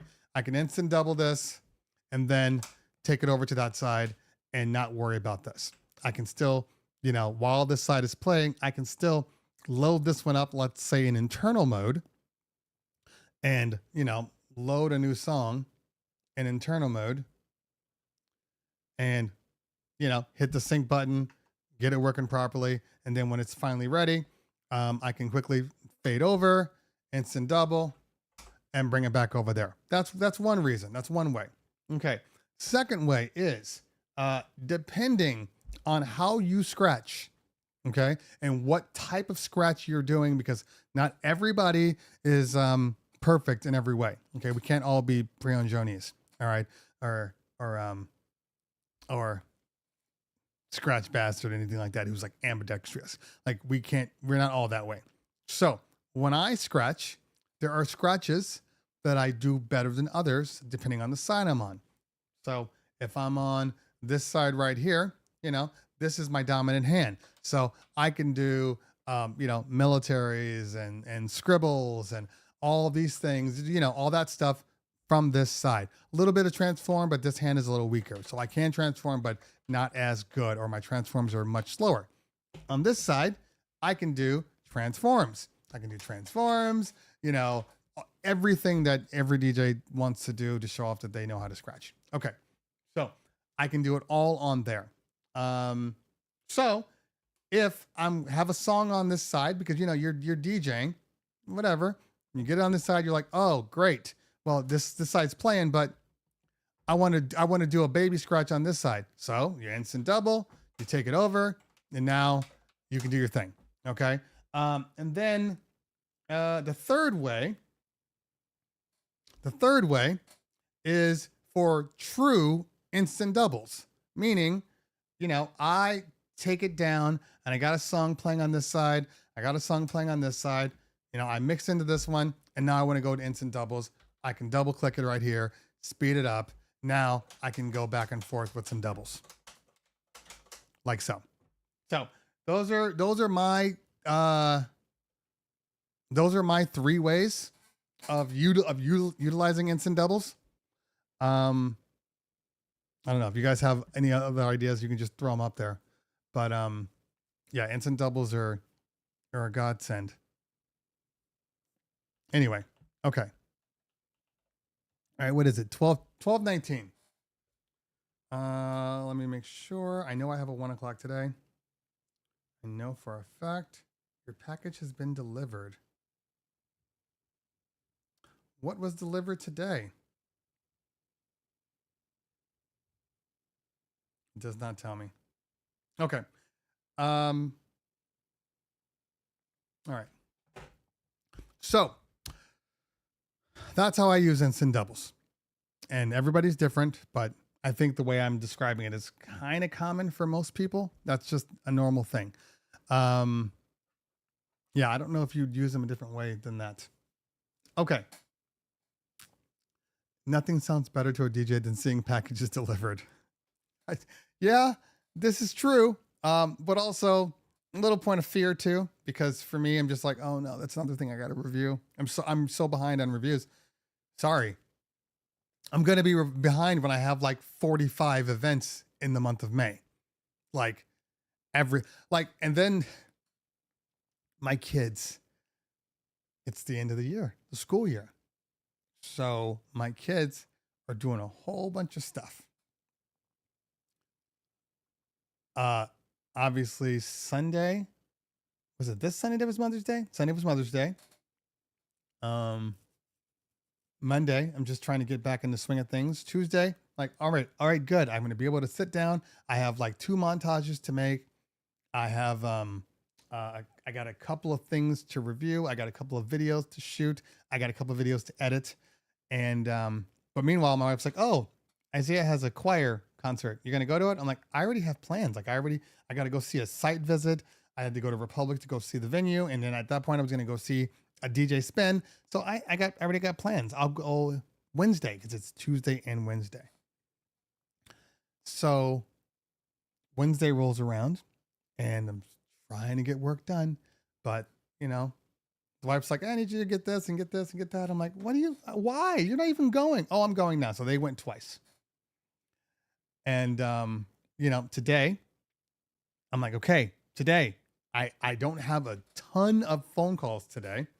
I have, let's see here. 1, 2, 3. Good. I have 4 phone calls, but you know what else I have all of a sudden? A damn open house for my daughter. So now I got to go to the open house. I'm like, why are they back to back to back? I don't need this. I don't need this right now. And it's Thursday, which isn't the issue, except for the fact that I got to drive to the Bay Area on Friday. So I lose an entire day just by driving. It's a 5-hour drive to get to San Jose. So my day is shot. Saturday, I got a little bit of time during the day, but Sunday, another travel day. Can't do anything, and I'm the one that's driving. So I'm running out of time. I have a montage that they just asked me to do and just sent me all the files today for a June 1st event. I'm going to Utah on the 25th, 24th. So needless to say, I'm just not at home. Does that, you understand what I'm saying? I don't mind. I love for the most part being a dad. I do. Family, I love all that stuff. But sometimes when you're an entrepreneur, sometimes family forgets how much work is involved. That's key. Family wants you to be around, and especially when I work from home. I don't go into the office every day. I don't need to. I work from home, and you're just here sometimes, and they just want. Oh, you have a minute. You have a minute. You can do this real quick. Oh, can you just run out and do this?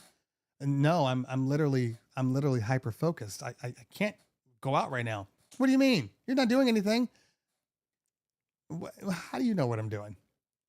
How do you know that I'm not thinking about, which I am, 47 things at the same time? Like it's this running joke where they say, your family wants you to be successful, but you can't get to successful levels unless you're working your ass off. So your family wants the perks of all the success, but they don't want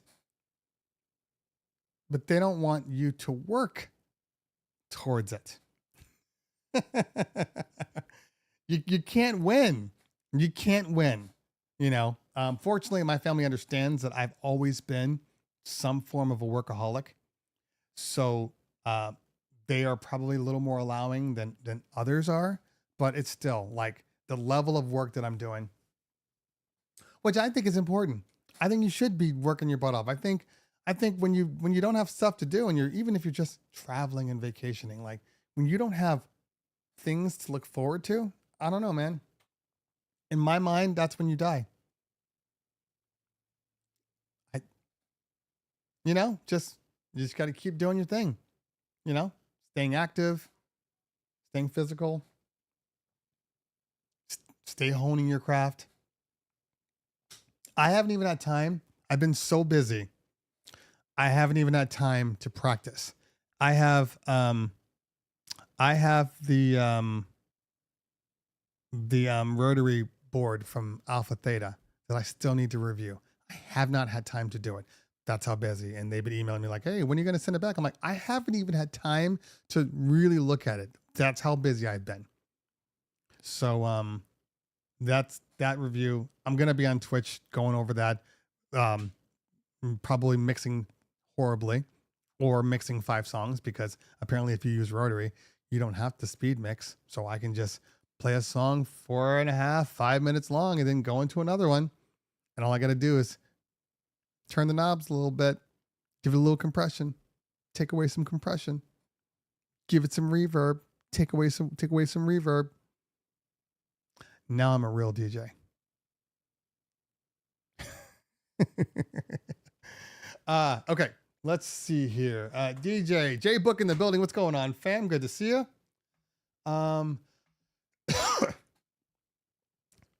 Before you ride out, how do you charge for travel events at least 5 hours away? Hotel or just miles? Good question. Good question. Okay. So in general, you should have, okay. So because we're in the Bay Area so much, because we're in Vegas so much, because we're in like Arizona so much, all those are fixed costs. You know, there's a certain amount of fees we charge for gas, fuel, we charge for rentals, the vehicles, we charge for the hotel. There's per diem built into that charge. Yeah, that's it. Those things. And then if there's like plane rides, that's charged in there too. It accounts for, you know, Ubers and all that stuff. So we typically do like, you know, 4 or 5 people that are going all at the same time. So typically speaking, it is a travel fee. That travel fee could be,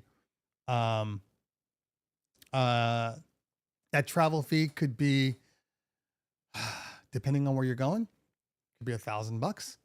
In some cases, you know, our travel fees can get up to $3,000 to $4,000 just to get us there. You know, on average, our travel fees are probably around $2,500 to $3,500, somewhere in that window, depending on the amount of people. When it's 2 people, obviously it's going to be less. But travel, there is no way around travel. Okay. And if somebody wants you and they want you to go, there is an understanding, there's an expectation that they need to pay to get you there. And there's no window there. I mean, even if you don't charge for like per diem and all that stuff, they got to pay to get you there. That's the key. You have to be able to go. So, and that should not ever come out of what you're charging them. What you're charging them is separate from what it costs to get you there. Now, even I'm sure even in your contracts right now, you have travel charges built in. It's just smaller. You know, if they say, "Oh, I'm a city over," you're like, "Okay, well, you know, travel, setup and delivery, whatever you want to call it. Let's say it's, you know, $500. It could be $300, whatever. That fee is always in your contract. You know, now we also have extended fees for like Orange County. You know, things are not what they used to be. Things cost more. Gas costs a shit ton now. And if you're telling me that I got to drive, you know, 80 miles one way to get to a place, and it takes me, because we're in Southern California, so if I'm driving to Orange County and I have to drive, it could be 80 miles. That's still going to be an hour and a half, 2-3 hours of driving, no matter what, on a Saturday.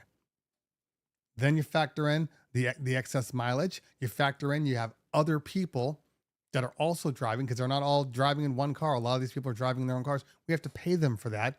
For that, a lot of people will you know, they'll take other people and they'll go from there. That costs money. So you got to charge them for it. you know, and it wasn't up until after the pandemic when we first started charging people, like, you know, we go to the Bay Area, we go to Vegas, Arizona, we came in at a lower price point because we didn't want to make it so great that it alienates us. You know, they're like, oh, wow, well, I'd love to get you here, but you cost too much money. So then after the pandemic, you know, and then all the prices went up, we were like, we need to check and do an actual cost analysis of all of our packages and see if we need to raise them up. You know, because you don't really want to just raise things up just because, but it's got to make sense financially. And after the pandemic, every single employee that worked for us was like, I want more money or I'm not coming. And I'm not even talking about just the travel. I'm talking about local too. We had that. The gas prices shot up, I think like 200%. Like it was insane. The U-Hauls that we rent, their mileage shot up because they got to pay for that stuff too. You know, repairs, all that stuff costs money. So we took into account what the people are required to be paid. We took our travel into consideration, and then they went up. So essentially what happened for us in general, our base package price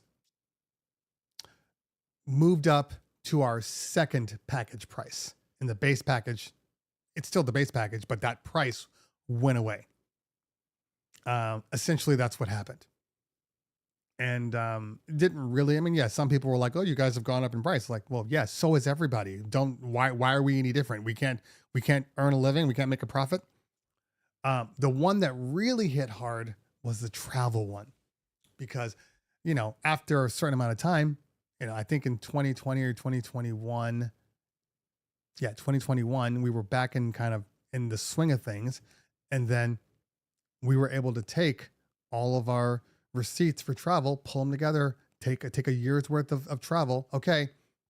What is on average it costing us? And then we realized that we were giving away the damn farm. We were spending so much money on travel that we were essentially breaking even on the event, which meant we weren't making a profit. We were just breaking even. We were being able to pay our people, pay for all the equipment, all that stuff. That didn't make sense. So we did the numbers, and I kid you not, we were like $2,000 to $3,000 under what we should have been charging. So then we raised our rates for travel. And yes, we lost a certain group of people that just couldn't afford us. We get it. We knew it was coming. But in our minds, if we're going to travel, why would we travel just to break even? Like, that doesn't make any sense. So if we're going to do something where we're taking a whole weekend out of our lives, they're going to pay for it, you know, and not absorbent amounts. We're not trying to get rich off one party, but they're going to at least make sure that we are earning a profit. So we did that. And yeah, we lost a lot of smaller, lower paying parties, but what we got was all the Silicon Valley and the hyper rich people. They had the money, and it didn't bother them at all. And we do a good job. So let me just preface that. If we were just raising rates and we were trash, different story completely. But we do a good job. And it's been great. It's been great. Okay. Let me see here.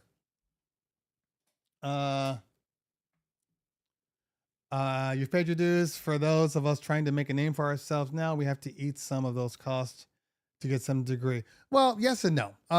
Okay. I mean, look,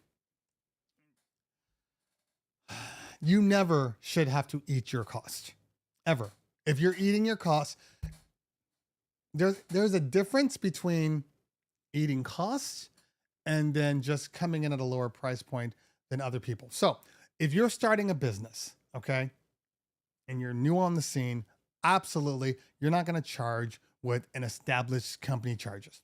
That's a fact, okay? And then sometimes you're gonna have a price and they're gonna be like, well, it's too expensive, and you're gonna come down. You're gonna drop that price. You're gonna drop that price and go from there. Okay. So yes, absolutely.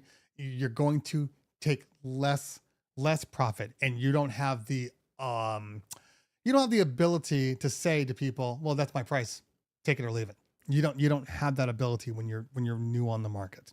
So yes, that first couple of years, yeah, it's gonna be less. But remember this. It is harder for established DJs to take less than it is for new people. So when you're new, chances are you got a full-time job.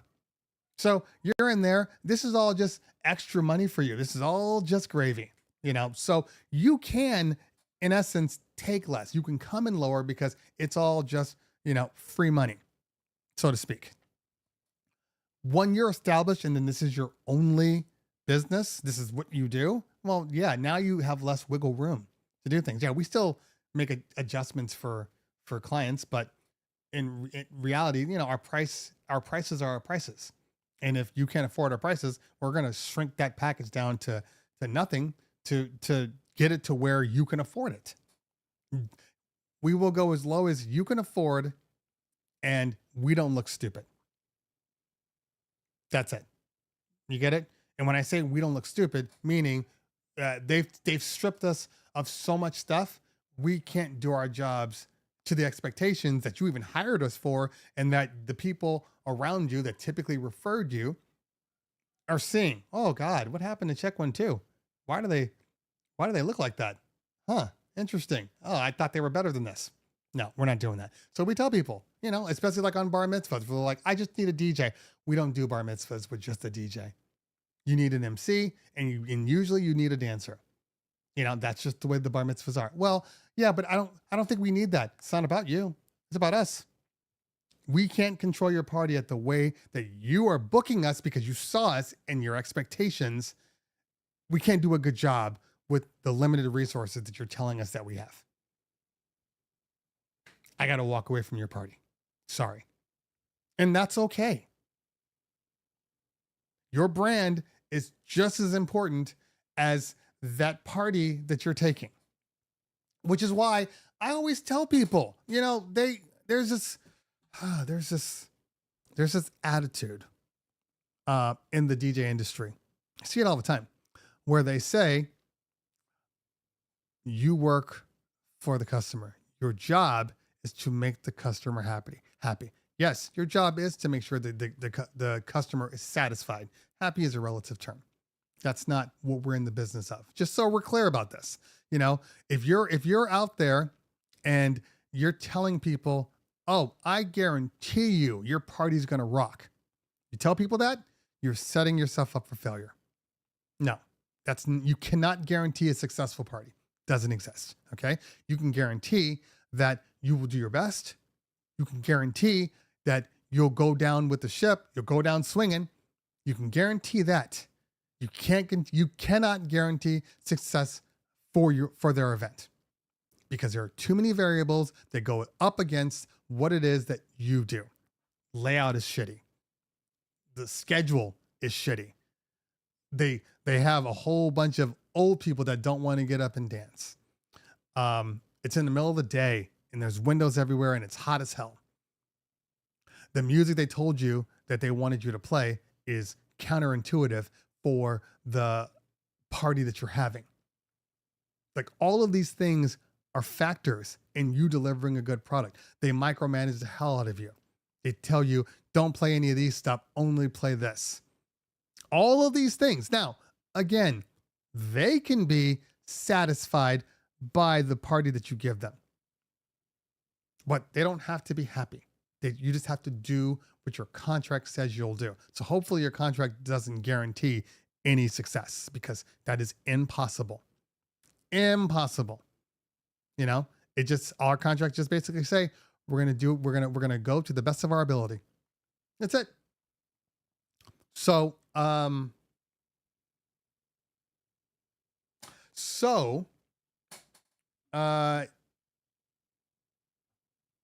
as I was saying, you stand to, you know, us, we have no choice. We have to have a certain thing because we're not going to lose money. That's it. That's our bottom line. And when it's lighter months, you know, we'll work with clients more, but I don't have to work with clients in May. I don't have to work with clients in September, October, November, half of January, February, March, April, May, June. I don't have to work with any clients because we're going to book those days. And I'm not going to take some random client that's like, oh, I just need a DJ for this and an MC, and then I take this party, and then some huge 400 person party comes around that they want to give me $10,000, and I can't take it because we're booked solid. That's poor business. So we do a lot of events for schools. We do pro bono events too, you know, for people. If you call me and you want to book a Saturday, and it's like I just had one just now. I had a client. It was a like a middle school graduation. They're having their party on, I think, June 8th. On June 8th, we have 9 bar mitzvahs. Actually, we have 8 bar mitzvahs, 7 bar mitzvahs, and 2 larger grad nights, okay, that we've been doing forever. But they pay full price. And this school graduation, we always give them a deal because we always try to work with schools on their stuff because it generates new business. So they're having it on Saturday this year. And I told them, like, I can't do Saturday for you. They're like, well, what do you mean? I'm like, you got to put it on a Friday or a Thursday, you know? Well, but they can only do it on Saturday. And I'm just sitting there like, yeah, but I can't do your event because I can't pay anybody. Nobody will work your event because it's not enough money. Because when there's not enough money, that means that if we do events for schools and things like that, we'll tell the DJ, hey, it's only a 2-hour party. You know, you'll make less, but it's in the middle of the day. You still have time to go do things at night, blah, blah, blah. You can still work another job. And we don't make it mandatory. Who wants to work this? You know, it only pays $300. What DJ wants to work this? You know, and then we'll let the DJ kind of decide. They're easy. They're not a big deal. Go out and do the party, call it a day. But on a Saturday, that doesn't exist. Everybody expects to be paid Saturday premium prices. Every single person. The dancers, the DJs, the MCs. So we can't take those parties. You know, if it's a daytime party, like it's, you know, 12 to 3 or 12 to 4, we can absolutely do those because then they can go to their next party. Now they're just making extra money. But in general, Saturdays, like I didn't understand for the longest time. There's a DJ and we were having dinner. I think we were at DJ Expo, and it was myself, DJ Bar, and another DJ, and I can't remember his name right now, but a big company. And so I think he might have been not SCE, but the other company, the one the bar works for. I think we were having dinner with him. Anyway, we were talking about, you know, charging and everything. And this was before the pandemic. And he said, you know, we, on certain Saturdays, we have a minimum. And you have a minimum? He's like, yeah, we have a minimum on certain Saturdays that they have to spend at least this much on a package in order for us to do it. And when I heard that at first, I was like, what the hell? Minimums? That sounds weird. Like you're telling these people. And then I realized they were absolutely right. Now, you don't have to say you have to spend at least this much, but you can say, yeah, on these days, we only do bar mitzvahs. And these are our packages, so you have to do this. Because I'm not trying to say, well, you're the 8th party and it's getting really, really, we have limited availability. So in order to take this party, you need to spend $5,000. You need to get a photo booth and you need to get uplights to go along with it. Like, I'm not into that, but you at least got to pay for our baseline packages. So, and it works. It works. You know, you don't have to take every party. You don't have to take every party. Now, when you're new, yeah, you're probably going to take a lot more parties. Could the Mackie 215 XT be good for weddings of 100 people? Not really. I don't have a problem with the 215 XTs, but we've done parties. When I tested it, when I tested the speakers, we were outside and there was probably like 150 kids and it was a big area. But the one thing that I noticed about the 215 XTs, the only thing, they have a very aggressive limiter that you can't change. Okay. So when you push it, the limiter doesn't ever sound bad. It just stops increasing the volume. So I think if you're inside, it's a small room and you have a sound ordinance, you're probably okay. But if you don't have a sound ordinance and you got people that are ready to go, I think the 215 XTs are going to be a little weak for you. You're going to find yourself wanting to upgrade. Just an opinion. Bose or EV speakers? That's not even a question that makes sense. Which Bose? Which EV? We're talking about a Bose column array, like versus like the EVs, the Evolves. I think it depends on the situation. I think they're both price-wise similar. I think the sub 2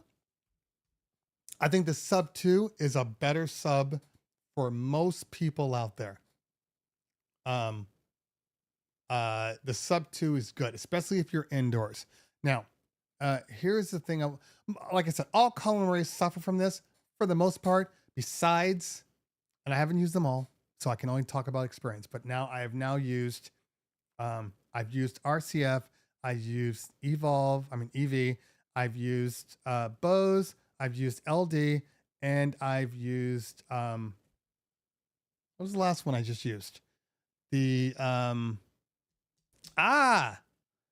what was it called? The Duos, the Altias. Altia Duo. Who makes it? Who makes the Altia Duo? Why can't I think of this name right now?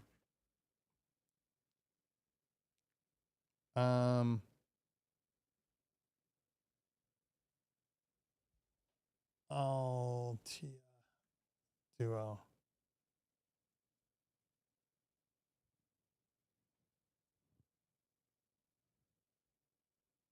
Oh, okay. Das Audio. So I've used all of those.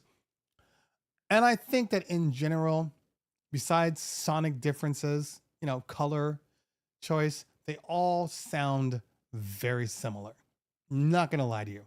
I think that the DAS audio speakers, the EVs, they all kind of sound the same. They all lose bass when you're outside, except for the LDs. The LDs do a better job with their speakers. I don't know how.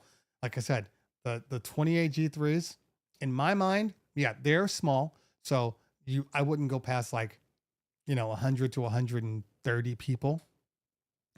100 to 130 people. If you're indoors, you might be able to sneak a little higher. And if you have a sound ordinance, then there's no question about it.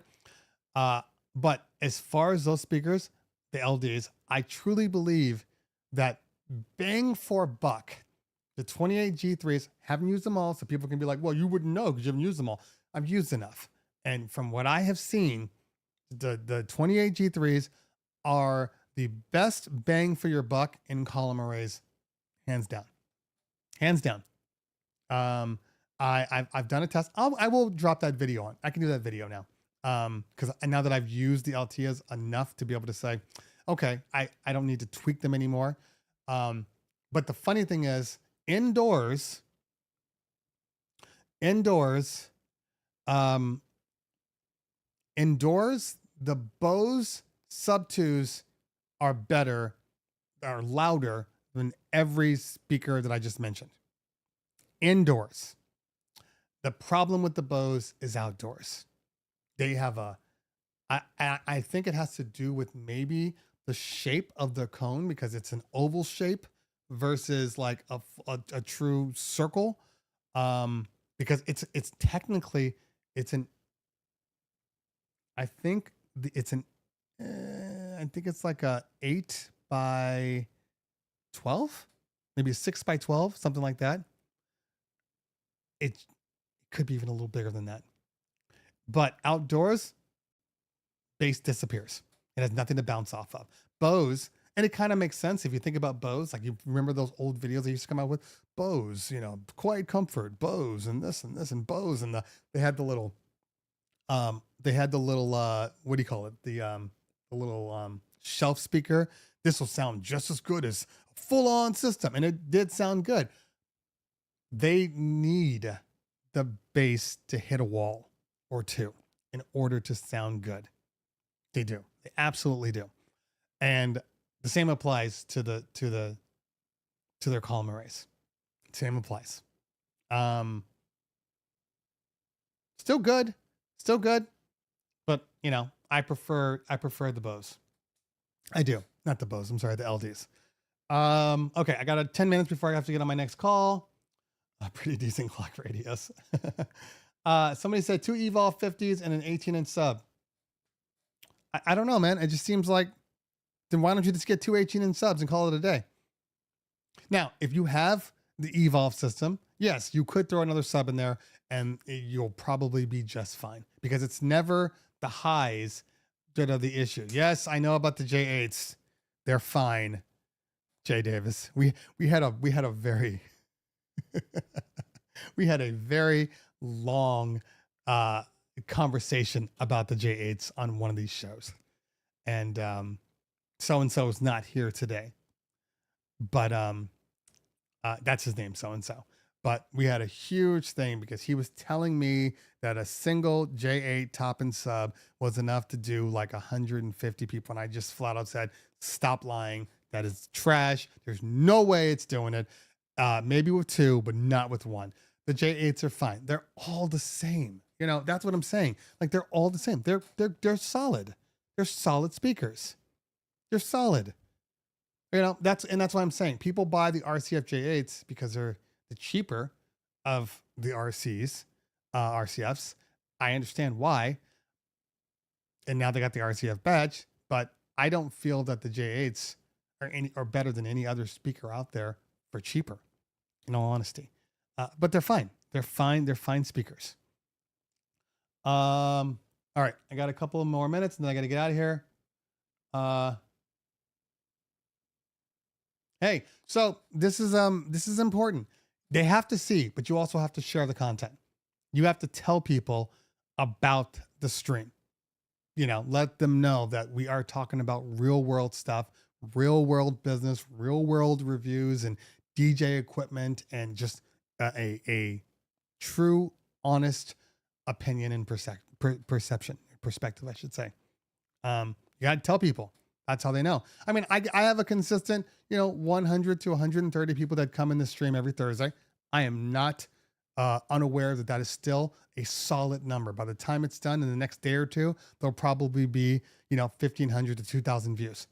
I'm very happy with that. But I know for a fact that a lot of the information that I'm giving can be utilized by far more people. I know this for a fact. So you guys got to share it. You guys got to share the content. I do my best, but word of mouth is far more important than anything that I can say. Okay. Are you worried that doing pro bono work will give you bad client referrals? Explain that a little more, Trize. I'm going to make some assumptions right now. You tell me if I'm accurate.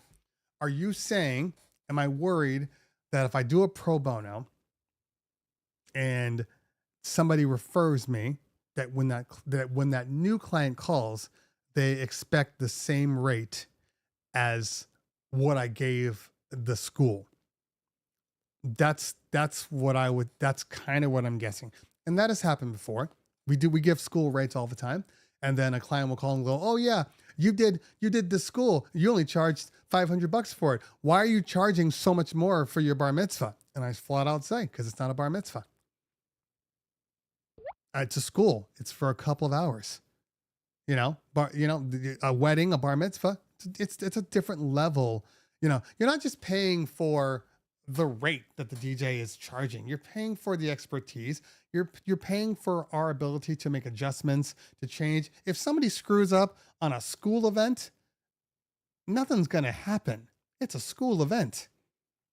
These kids don't care. But if you screw up on a wedding or if you screw up on a bar mitzvah, like horribly, like that can affect that whole thing. So you're paying for more than just the dollar amount. Expertise is a key. Your consistency is key.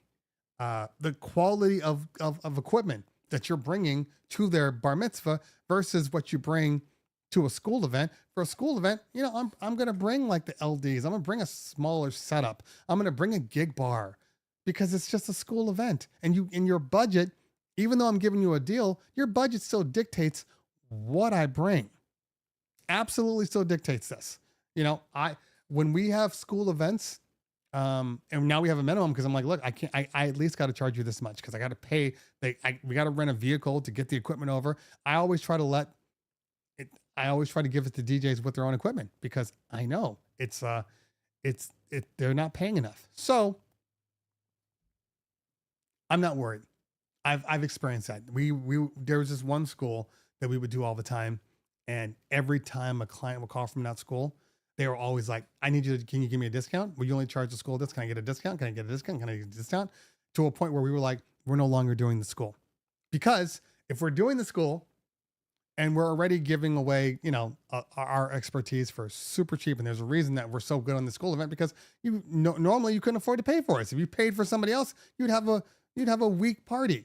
So we know this, but there's certain schools that we're like, nope, we're not doing these anymore. Because you just cause us more problems. Your clientele can't afford us. So we're very specific on which schools we do. And if the school can't generate real business for us, the rates are typically higher. And if the rates aren't higher, then absolutely they're getting, basic trainees for the event. And I'm absolutely okay with that. Don't mention gig bars with Jay. He's not that bad. But I'm not bringing trusses or poles and light up stands and movers for something like that. Nope. You're getting a gig bar. I'll give you a gig bar move, but you're getting a gig bar and that's it. And they're happy. So yeah. All right. I got 2 more minutes and then I got to get on a call. You have 50,000 subscribers. I'd say you're doing it right. I mean, I'm doing it right on my end. I'm doing everything that I can do to keep generating subscribers, but the viral, the getting people here from outside of this, it needs your help. It honestly needs your help. There's a reason that TV shows, get good ratings. It's not just because they're good shows. It's because you tell your friends about the show. Hey man, have you guys seen Fallout? Hey, have you seen X-Men 97? Oh yeah, I saw X-Men, the first ones. I'm not really into animation. Oh wait, bro, you got to watch this one. It's way different. It's so good. Have you seen this? Have you seen this? And then they go, okay, you know what? You're right. I'm going to go give it a try. So if you say, have you seen Cleveland Terry's live show? They're going to be like, I've seen 1 or 2. They're fine. No. Have you seen them lately? Have you seen them? Have you been on the show? No, you've got to go to the show. Bro, he's killing it with it. Blah, blah, blah. That's what they take. Word of mouth. That's how we got all of our bar mitzvahs. Did you know we've been in business now 17 years? I think 17 years. 17 years, I think this month. Probably, I think a few days ago. 17 years we've been in business. Did you know that in those 17 years, we have never once done a showcase, paid for a booth somewhere, paid for marketing? Not $1 has gone, I mean, besides maybe, Yelp or something like that, but not $1 has gone into any showcases or wedding conventions or any of that. Not $1. Because word of mouth is more important than anything else. That's why. Okay. Let's see here. 1 o'clock. Would you do a double stream this show on Twitch? Nope. This is for YouTube. The reason that my numbers are as good as they are is because I didn't split it. When I was splitting it, I'd have, 67 on Twitch, 22 on YouTube, and then the Twitch community. And this is the God's honest truth. Okay. I love my Twitch community. The conversations that Twitch does versus YouTube, night and day different. Night and day different. And it was too hard trying to reconcile both of them. Both of them. Too hard. So that's why I won't do it. It's too hard, honestly. But I am bringing back the Twitch show. I am bringing back. And in matter of fact, I have an interview lined up, coming up in the next couple of weeks. I have to read a book first. Coming up in the next couple of weeks, that I'm really excited about. And for that one will be on Twitch, and then I will repost it on YouTube. All my interviews, I got to figure it out. We'll see. But most of my interviews will go on Twitch, and then I will repost them to YouTube for those. Okay. Anyway. Yeah.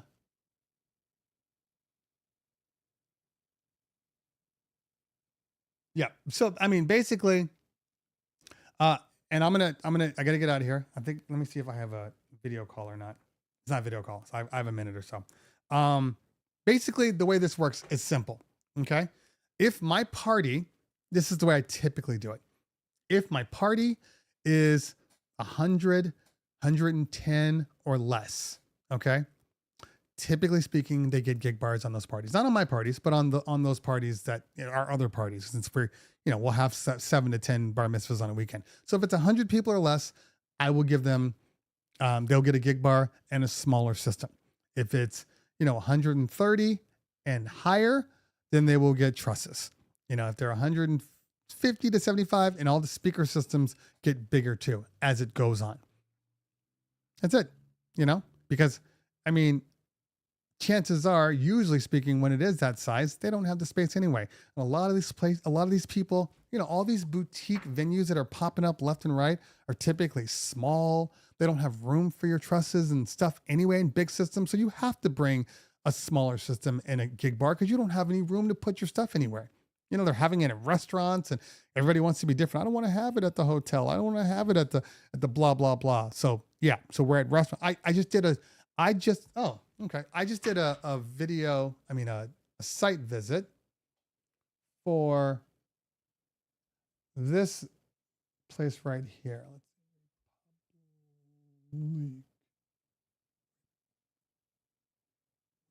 Pub. Here. Okay. Oh, this is going to screw up, isn't it? Let me see. Okay. I just did a site visit for this venue right here. And let's see if we can go. And first off, she made me do a site visit, even though I'm like, I can see the room. I know exactly what the room looks like. You just got to see the space. Are you sure? Because the website has pretty damn good visuals. They have this, like I have enough. This is the room. They're going to be in this back room right here. So, let me just check off my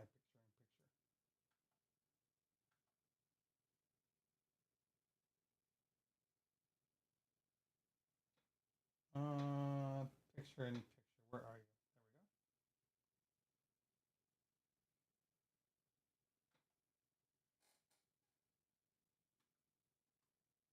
There we go. Okay. What the fuck? Go away. I said off.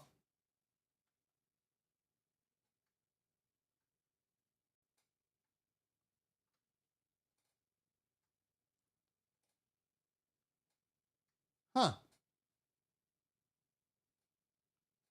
All right. It won't go away for now, but that's okay. So, so I go to this venue and here you can see my face. I can cover it. So I go to this venue and when I tell you, it is exactly the way the pictures looked. Exactly. And the only thing I needed to know was where the RCA input was, because we're going to bring our speakers in. We're also going to use the house because it's a big room. So, but you see the room, it's totally narrow. The back room that they're using is this back room back here. So it's not going to be that much space. So they're getting a gig bar. they have us elevated. You can't see the backside, but they're shooting the room from upstairs. They want the DJ upstairs. So the gig bar will go upstairs, shooting down at the room, which is this back area right here. Easy. I didn't need to do a site visit for that. I told them, like, they're like, what do we need? Like, you need a small system. You're going to need, I'm going to send the Bose system, which will be more than enough for that room. I don't know. Are you sure? Blah, blah, blah. Yeah. All restaurants need that size. All restaurants. So anyway, but that's okay. It is what it is. People, they don't know like but yeah, they're getting gig bars. Which gig bar do you recommend? Camber definitely went on strike. Gig bar, I recommend, I recommend the Gig Bar Move ILS. If you're going to get Chauvet, get the Gig Bar Move ILS for one reason, because the lights are brighter. The Gig Bar Move, we have several of them, but their movers are a little weaker. They put a brighter mover into the ILS. The brightest one is the one from why am I drawing a blank right now? What is it called? What's the company name? Why can't I remember the name right now? I have the other bar. I just can't think of the name. Let's see if somebody remembers it. JMAS. Thank you, Max. Yeah, the JMAS bar is the brightest. I'm wondering if this is my client. You gonna call me? No, it's the brightest. Even though I don't use the main bar because it's too bright, but in general, that's the brightest bar. It's the most powerful. It's just harder to control. The Gig Bar Move is just easy. And then if you get the ILS and then you get a couple of other small little movers, even like the Free Spot 60s, like I have, the battery powered ones, so much flexibility in what you can do. So I like that one. Matthew says Blizzard has a bright one too. And Color Key has one too, but I don't think they have movers on there. I don't love any gig bar that just has washes. I think you need movers. You absolutely need movers. Besides that, yeah, the Move 2, I like to have movers on mine. Period. Just movers are important to me. They're far more important than anything else. Color wash and the movers are what's important. But besides that, I don't know. I think I still have the Command ILS review. I'm still waiting to do the review. Hey, by the way, question, and then I do have to get off. If anybody has the Command ILS, they recently added the Prism feature to it, which I talked about before. I can't get the Prism to work on my free spots. I even texted my rep from Chauvet. I'm like, hey man, am I doing something wrong here? Am I missing a button? Because I have the Prism set to on and nothing's happening. Has anybody gotten the Prism on, if they have a Command ILS on here, to work? If so, how the hell did you get it to work? I have my Prism on. I have my GoPro rotation set to like 30 and I get nothing. Let me know in the chat. And then I definitely do have to go. But for convenience, okay? For convenience, the most convenient lighting system out there is the Gig Bar ILS system. Most convenient. Is it the best? No. Is it the easiest? Absolutely. And with the battery powered movers, I don't even love the Free Spot 60s or 70s or whatever they're called. I don't even love them. They're not my favorite mover, but because of the battery power, it just changes things. That battery, man, it changes everything. And the fact that like, I can use like my, my Chauvet, XLR DMXs or use the Command. The Command is limited. You can do some things, but it does take more work than like using a WMX. Absolutely more work. But that freedom of not having to run another cord, run another XLR, you can put the trusses anywhere, and not have to worry about it. That's my thing. Okay, I definitely do have to go, guys. Hey, thank you for hanging out today. I will be in the Bay Area this weekend along with my other parties. Should be a good time. Will be a good time. Hopefully, I might get some. I'll bring my GoPro. See if I can get some footage. Because they're usually a fun time. And for everybody else out there, I'm sure you guys have parties this weekend. Have great parties. Hit the like on your way out. Share the stream. My last 3 streams, I listened to them all after the show, have been some of my best work. Some of my best work. So make sure you share the streams. If you found something in one that you liked, share that. Send it to idea sharing. You know, you can actually set it up with the timestamp so they can just see that one little part. Share it. Just, you know, help me help you.